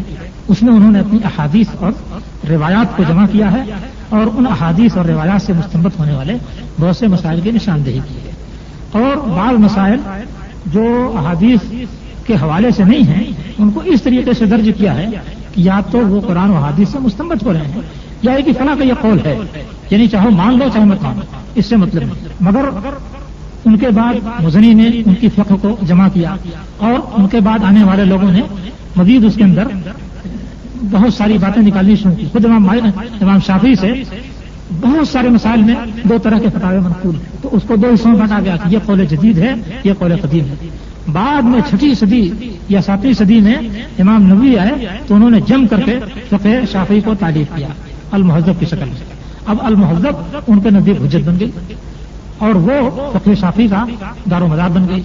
اسی طریقے سے امام احمد بن حنبل رحمہ اللہ، انہوں نے 10 لاکھ احادیث جو یاد تھیں ان میں سے تقریباً 30,000 احادیث کو منتخب کر کے مسند احمد میں ذکر کیا ہے اور عام طریقے سے وہ مسائل کے جواب میں حدیث ہی بتاتے تھے. حتیٰ کہ اگر حدیث نہ ملی تو صحابہ کرام کے عمل کا حوالہ دیتے تھے. اگر کسی مسئلے میں صحابہ کرام سے 2 طرح کی باتیں منقول ہیں تو کبھی اس کے مطابق فتویٰ دیتے، کبھی کسی چیز کا التزام انہوں نے نہیں کیا اور اپنے شاگردوں کو بڑی سختی کے ساتھ منع کیا تھا کہ میری تقلید مت کرنا مالک کی تقلید مت کرنا، شافعی کی تقلید مت کرنا، اور امام حنیفہ کی تقلید مت کرنا، اور احکام کو تم وہیں سے لینا جہاں سے ان لوگوں نے لیا ہے. وخذ الاحکام من حیث اخذوا، احکام وہیں سے لو جہاں سے انہوں نے لیا ہے. یہ بڑی سخت تاکید تھی. اس تاکید کا اثر حنابلہ پر یہ تھا کہ ایک مدت دراز تک وہ اس بات کے قائل رہے کہ تقلید کرنا حرام ہے. ان کے فتاووں سے اور ان کے مسائل سے وہ موافقت کرتے تھے، مگر تقلید کرنے کو وہ حرام کہتے رہتے تھے. یہاں تک کہ متاخرین آئے اور انہوں نے ان کی تقلید کرنی شروع کی. ان کے مذہب میں سب سے زیادہ جامع کتاب جو جمع کی گئی وہ بھی تقریباً 6-7ویں صدی ہجری کی ہے. المغنی، ابن قدامہ نے المغنی جمع کی. یہ فقہ حنبلی کی بہت جامع ترین کتاب ہے اور اس کی بنیاد پر یہ سلسلہ شروع ہوا. شاہ ولی اللہ رحمۃ اللہ علیہ نے حجت اللہ البالغہ میں اس سلسلے کو ذکر کیا ہے کہ کس ائمہ کا طریقہ استنباط کیا تھا، یا مسائل حاصل کرنے کا طریقہ کیا تھا، اور پھر کس طریقے سے اس میں تغیر اور حد بندی آتی گئی اور کہاں سے چل کر کے گروہ بندی ہوئی. تو انہوں نے بتلایا کہ 4 صدی میں آ کر کے باقاعدہ 4 مذہب بنے اور 4 فرقے بنے. یعنی جس وقت ائمہ موجود تھے یا ان کے طرح کی کوئی فرقہ بندی نہیں تھی، ہر عالم 4 ائمہ کے اور دوسرے اہل علم کے مسائل اور استنباطات وغیرہ سے فائدہ اٹھاتا تھا. اور بہت سے علماء کو ان ائمہ پر بھی علم میں ترجیح دی گئی تھی. لیث بن مالک، لیث بن سعد، یہ امام مالک کے ہمعصر تھے. لوگ کہتے ہیں کہ امام مالک سے زیادہ بڑے عالم تھے، علم میں ان سے بڑھ کرتے تھے. اور جو لوگ ذرا سا کم کہتے ہیں تو وہ بھی امام مالک ہم اللہ مانتے ہیں، ان سے کمتر درجے کا عالم کو نہیں مانتے. مگر ان کی کوئی فقہ نہیں تیار کی گئی اور ان کا کوئی سلسلہ نہیں شروع ہوا. تو علماء اہل علم اور ائمہ بہت بڑی تعداد میں گزرے ہیں. انہوں نے شرعی مسائل کو اپنے علم کے مطابق حل کیا. اس کا صحیح اسلامی طریقہ یہ تھا کہ کسی کی بھی تقلید نہ کی جائے. جتنے مسائل احادیث اور آیات سے مل سکتے ہیں، جن کا جواب آیات و حدیث سے وہ مسائل دیے جائیں، اور جن مسائل میں آیات و حدیث سے جواب نہیں ملتا ہے ان آیات میں ان ائمہ کے استنباط سے، اجتہاد سے، ان کی تحقیق سے فائدہ اٹھایا. خود احادیث کے درجات کی تعین میں بھی ان ائمہ نے جو محنت کی ہے، جو کاوش کی ہے، یا احادیث اور آیات کے درمیان ناسخ منسوخ وغیرہ کی تعین میں جو محنت اور جو کاوش کی ہے، ان سے فائدہ اٹھایا جائے. ان سارے ائمہ کا احترام اور ان کی ساری علمی کوششوں سے استفادے کی صحیح شکل یہی ہے. اور کسی ایک ائمہ کے ساتھ وابستہ ہو کر کے اس امام کی طرف جتنی باتیں منسوخ کر دی گئی ہیں، اگر وہ سب قبول کر لی جاتی ہیں تو یہ تو خود اس امام کی بھی خلاف ہے، خود اس امام سے بھی وہ چیز مر گئی. لیکن یہ بدقسمتی کی بات ہے کہ امت میں ائمہ کے نام پر گروہ بندی ہو گئی. اور یہ جیسا کہ میں نے بتایا 200-300 برس کے بعد جب گروہ بندی ہوئی تو اس کے اندر جذبات وہی تھے، شخصیت کی، کسی ایک شخصیت کو مرکزی حیثیت دینے کے. یہ جذبہ کس طریقے سے فروغ پایا تھا اور اس نے کیسا غلط کام کرایا، اسے دیکھیے تو آپ کو رونقیں کھڑی ہو جاتی ہیں. ایک واقعہ لکھا ہے میرات الجنان نے، یافعی نے میرات الجنان میں، کہ یہ سلسلہ قاضیوں کا جو سلسلہ تھا اصل میں حکومت کے مناصب پر قبضے جمانے کے لیے لوگوں نے دوڑ دھوپ شروع کی، اور جس کو اقتدار مل گیا اس نے اپنے خیالات کو غالب کرنے کے لیے ڈنڈے کا سہارا لیا. تو انہوں نے لکھا ہے کہ ماوراء نہر میں ایک زمانہ ایسا آیا کہ حنفی اور شافعی فقہا میں کشمکش شروع ہوئی. کسی نے کسی فرقے کے مدرسے کو جلا دیا تو کسی نے کسی فرقے کی مسجد کو جلا دیا، اور نوبت یہاں تک پہنچی کہ اس میں لکھا ہے کہ فقہاء حنفیہ شافعیوں سے جنگ کی قوت باقی رکھنے کے لیے رمضان کے فرض روزے چھوڑ دیتے. یہ صورتحال پیدا ہوئی. ہدایہ لکھی ہے، ہدایہ کے مقدمے میں دیکھیے امام حنیفہ رحمۃ اللہ علیہ نے صاف کہا کہ میری بات اگر نبی صلی اللہ علیہ وسلم کی حدیث کے خلاف ہو تو اس کو دیوار پر مار دو. لیکن جو لوگ ان کے پیروکار بنے انہوں نے کن جذبات کا اظہار کیا؟ لکھتے ہیں کہ فلانۃ ربنا اعداد رمد علی من رد قول ابی حنیفہ، جو امام حنیفہ کی بات کو رد کر دے تو اس پر ریت، اس دنیا کی ریت کی تعداد کے برابر ہمارے پروردگار کی لعنت. اس طرح کی بات ہے اور اس طرح کے جذبات. مولانا ابوالکلام آزاد نے لکھا ہے کہ تاتاریوں نے جب بغداد پر حملہ کیا ہے تو اس وقت حنفی اور شافعی جھگڑا عروج پر تھا، اور شافعیوں کی مخالفت کے جوش میں احناف نے ان کے لیے راستے کھول دیے. اس طرح کی آپ کو بہت ساری باتیں ملیں گی. تو امت کے اندر جب اختلاف ہوتا ہے تو اس کے نتائج یہی ہوتے ہیں کہ ایک دوسرے کے خلاف ایسی کارروائیاں کی جاتی ہیں کہ جس کے نتیجے میں پوری امت غرق ہو جاتی ہے. جانتے ہیں جب تاتاریوں نے حملہ کیا تو مولانا اکبر شاہ نجیب آبادی نے لکھا ہے کہ بغداد اور نواحِ بغداد میں تقریباً 6 کروڑ مسلمان ختم کیے گئے. 1 کروڑ 6 لاکھ 6 کروڑ نہیں 1 کروڑ 6 لاکھ مسلمان بغداد اور نواحِ بغداد میں قتل کیے گئے. تو یہ تو اختلاف کے نتیجے میں یہ صورتحال پیش آئی تھی. اور کیا ہے، نبی کریم صلی اللہ علیہ وسلم نے فرمایا ہے کہ جو شخص میرے اوپر جھوٹی حدیث گڑھے، من کذب علیہ متعمدا فلیتبوأ مقعدہ من النار، جو شخص میرے اوپر قصدن جھوٹ گڑھے وہ جہنم میں اپنا ٹھکانہ بنائے. تو نبی صلی اللہ علیہ وسلم کے نام پر کوئی شخص جھوٹ گڑھے تو اس کے لیے وعید اور دھمکی ہے کہ وہ جہنم کا حقدار ہے. لیکن جب فقہی اختلافات نے زور پکڑا ہے تو اپنی بات ثابت کرنے کے لیے بہت ساری احادیث پڑھ دی گئی. بلکہ احناف نے ایک اصول بنایا کہ وہ مسئلہ جو قیاس جلی کے مطابق ہو اس کو حدیث رسول کہا جا سکتا. یہاں تک غلو کر دیا. ملا علی قاری حنفی بہت بڑے عالم تھے اور ابن حجر نے ایک کتاب لکھی ہے نخبۃ الفکر اور اس کی شرح لکھی ہے نزہۃ النظر. اس کی شرح ملا علی قاری نے لکھی ہے شرح نخبۃ الفکر اس نام سے، اور یہ بار بار چھپ کر کے سامنے آ چکی ہے. تو چونکہ وہ اصول حدیث کی یہ کتاب ہے اس لیے اس میں یہ بیان کیا گیا ہے کہ لوگ کس وجہ سے حدیثیں گڑھتے تھے. مختلف وجہیں تھیں حدیثیں گڑھنے کی. کوئی شخص اپنے تصوف کے جوش میں حدیث گڑھ دیتا تھا، تو کوئی شخص تقویٰ کے زور کے جوش میں حدیث گڑھتا تھا، کوئی شخص لوگوں کو ڈرانے دھمکانے کے لیے تاکہ ڈر کر کے اللہ کی اطاعت کر رہے ہیں حدیث گڑھ دیتا تھا. اور اس وجہ سے بھی لوگ حدیث گڑھتے تھے کہ فرقہ بندی کسی ایک شخص کی فضیلت ثابت کرنے کے لیے اور دوسرے کی توہین کے لیے حدیثیں گڑھتے تھے. تو اس میں انہوں نے 2 حدیثوں کا ذکر کیا ہے مثال کے طور پر. اس کی مثال میں ایک حدیث یہ ذکر کی کہ امام حنیفہ رحمۃ اللہ علیہ کی فضیلت کے لیے حدیث گڑھ دی کہ سراج امتی ابی حنیفہ ہے، میری امت کے چراغ امام ابو حنیفہ ہے. بھائی ان کا جو علم ہے، فضل ہے، مرتبہ ہے، اس سے اگر کوئی شخص انکار کرتا ہے تو یہ چیز بہت غلط ہے. لیکن یہ کہ ان کی فضیلت میں نبی صلی اللہ علیہ وسلم کی طرف کوئی حدیث منسوخ کی جائے اور گڑھ دی جائے تو یہ تو بہت بڑا جرم ہے. اور یہ تو ایک ان کی فضیلت میں گڑھی گئی. دوسری حدیث امام شافعی کی مخالفت میں گڑھی اور خود اس کو ملا علی قاری نے ذکر کیا ہے کہ ایک امام خطبہ دینے کے لیے ممبر پر چڑھا اور اس کے بعد کہتا ہے کہ حدثنی فلان قال حدثنا فلان قال حدثنا فلان، پوری سند بیان کر کے کہتا ہے ان فلان قال قال رسول اللہ صلی اللہ علیہ وسلم یکون فی امتی رجل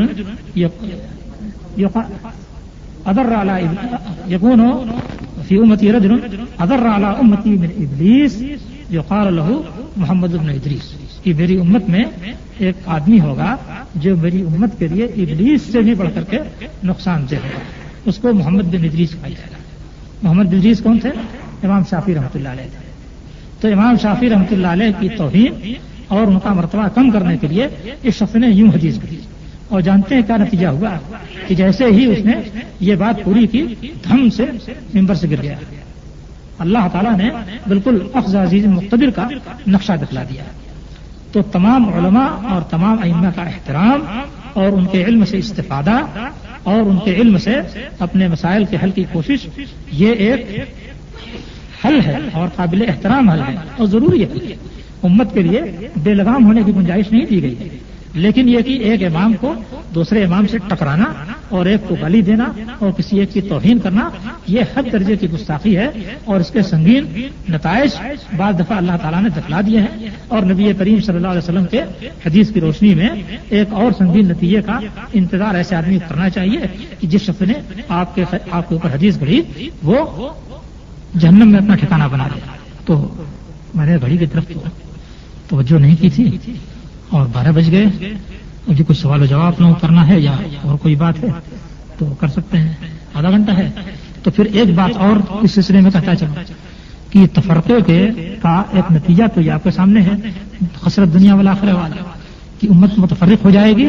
تو متفرق ہونے کے بعد خسرت دنیا کا نقشہ دیکھ لیجیے کہ بغداد چلا گیا، کروڑوں سے زیادہ آدمی قتل کر دیے گئے، اور اس وقت سے جو خلافت کی کمر ٹوٹی تو کچھ دنوں کے لیے ترکوں نے سنبھالا، اس کے بعد پھر کمر ٹوٹ گئی. تو امت کے تفرقے کا نتیجہ یہی ہوگا. اور آج بھی اس تفرقے کا آپ نتیجہ دیکھ رہے ہیں. صرف سیاسی تفرقہ اس کا نتیجہ دیکھ لیجیے. تو اگر حقیقی تفرقہ ہوگا تو اس کے نتائج کتنے سنگین ہوں گے، آپ اس پر غور کر سکتے ہیں. تو یہ تو خسرت دنیا ہے، اور آپ نے دھمکی دی ہے کہ جو شخص حدیث گڑھے گا وہ جہنم میں جائے گا، تو یہ خسرہ الآخرت. تو دنیا اور آخرت کا خسارہ ہے. اچھا یہ کیوں ہوتا ہے؟ لوگ اس طرح کے اختلافات پیدا کر کے اس پر کیوں چمٹے رہتے ہیں؟ کیا ایسی بات ہے کہ ان کو بات نہیں معلوم ہے؟ اس لیے تو قرآن، میں بچپن سے بالکل جب چھوٹا تھا اس وقت سے میں اس پر غور کرتا تھا کہ کیا معاملہ ہے کہ کوئی اس مذہب میں ہے، کوئی اس مذہب میں ہے. ایک چھوٹی سی کتاب میں نے پڑھی تھی، اس میں بہت ساری باتیں بخاری اور مسلم کے حوالے سے موجود تھیں. اس کے بعد میں دیکھتا تھا کہ علماء لمبے لمبے کرتے، بڑی بڑی سفید داڑھیاں، دیکھنے میں معلوم ہوتا تھا کہ بالکل آسمان سے اترے ہوئے فرشتے ہیں. اس وقت بہرحال اپنے بچپن میں ان علماء کے سلسلے میں میرا تصور یہی ہوا کرتا تھا کہ گویا یہ آسمان سے اترے ہوئے فرشتے ہیں، نہ ان سے عملاً کوئی غلطی ہو سکتی ہے اور نہ فکری طور پہ کوئی غلطی ہو سکتی ہے. تو میں بالکل حیرت زدہ ہوتا تھا کہ اس چھوٹی سی کتاب میں لکھنے والے نے بخاری اور مسلم کے حوالے سے یہ مسائل لکھے ہیں اور یہ علماء کرام اس کی مخالفت کرتے ہیں. کیا اتنے صاحب علم ہو کر کے ان کو ان احادیث کا پتہ نہیں کہ اس کی مخالفت کرتے ہیں؟ کیوں آخر مخالفت کرتے ہیں؟ میں حیران ہوا کرتا تھا. اور یہ حیرانی بہت عرصے تک قائم رہی کہ آخر اختلاف کیوں ہے، کیا چیز ہے جو ان کو اس اختلاف پر قائم کی گئی. اس کے بعد جب میں نے قرآن مجید پڑھا ہے تو سمجھ میں آیا کہ آخر یہ کیا وجہ ہے.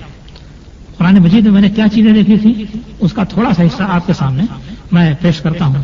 اللہ تعالیٰ نے فرمایا ہے کہ وما تفرقوا، ایک آیت لمبی سی ہے، شرع لکم من الدین ما وصى به نوح والذی اوحینا الیک واوحینا به ابراہیم وما وصینا به ابراہیم وموسیٰ وعیسیٰ ان اقیموا الدین ولا تتفرقوا فیہ، کہ تمہارے لیے وہی دین اللہ نے مشروع کیا ہے جو جس کی وصیت نوح کو کی تھی اور جس کی وحی آپ کی طرف کی ہے اور جس کی وصیت حضرت ابراہیم اور موسیٰ اور عیسیٰ علیہ السلام کو کی کہ دین کو جوں کی توں قائم رکھو اور اس میں متفرق نہ ہو.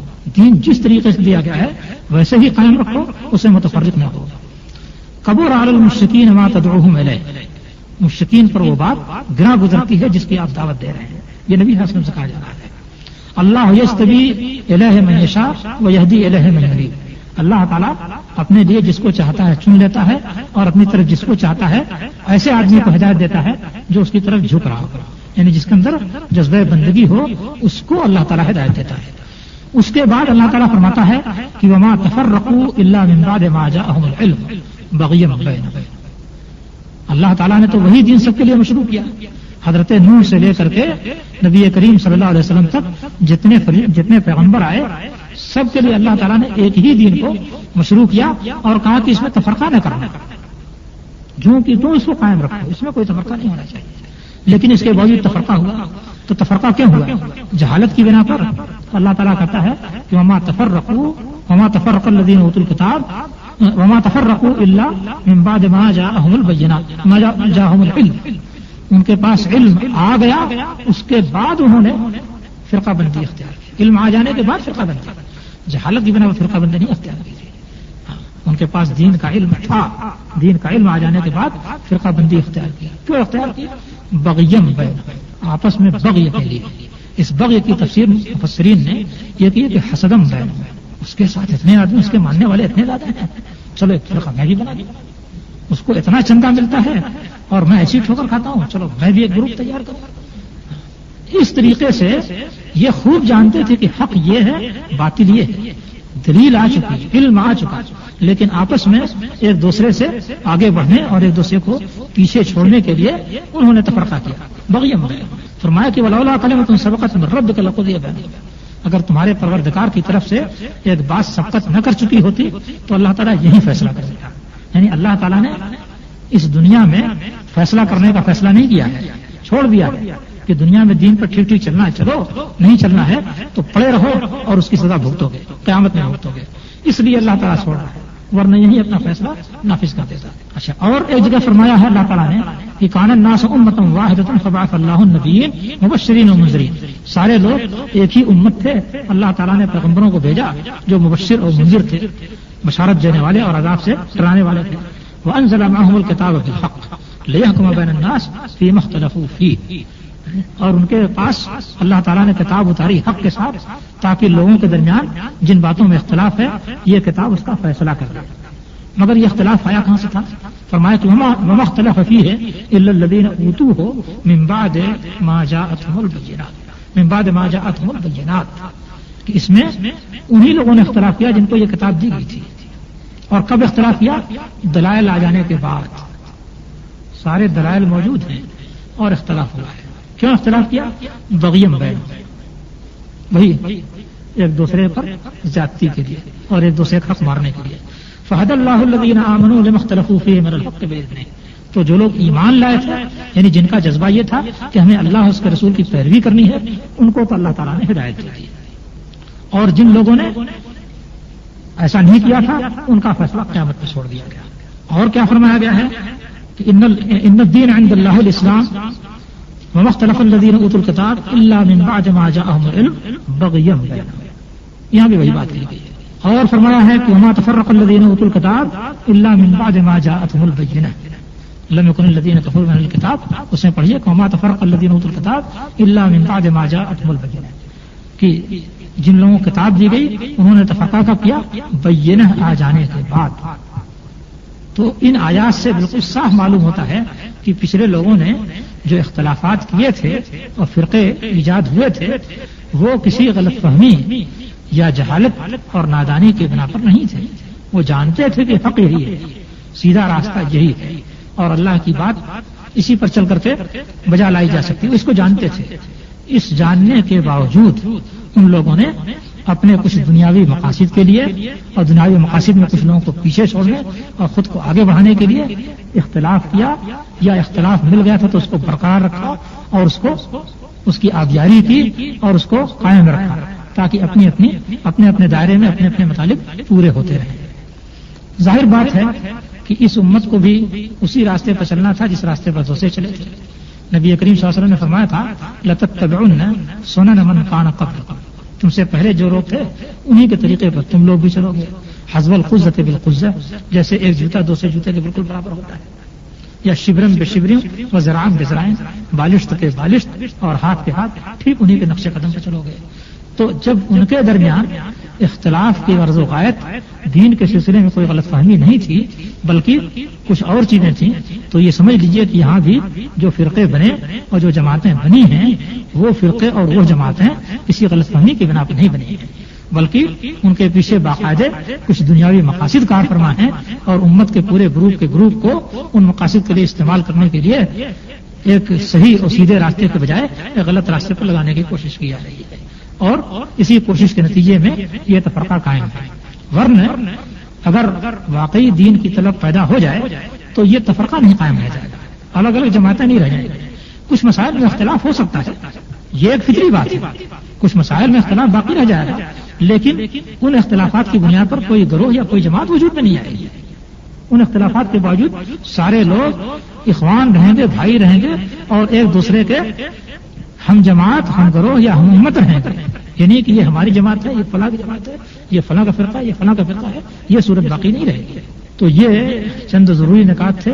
ایک آخری نقطہ یہ رکھا گیا ہے کہ موجودہ وقت میں جو فرقے اور مذاہب اور جماعتیں ہیں ان کا دراسہ کتاب و سنت کی روشنی میں کیا جائے اور کتاب و سنت کے میزان میں ان کو تولا جائے.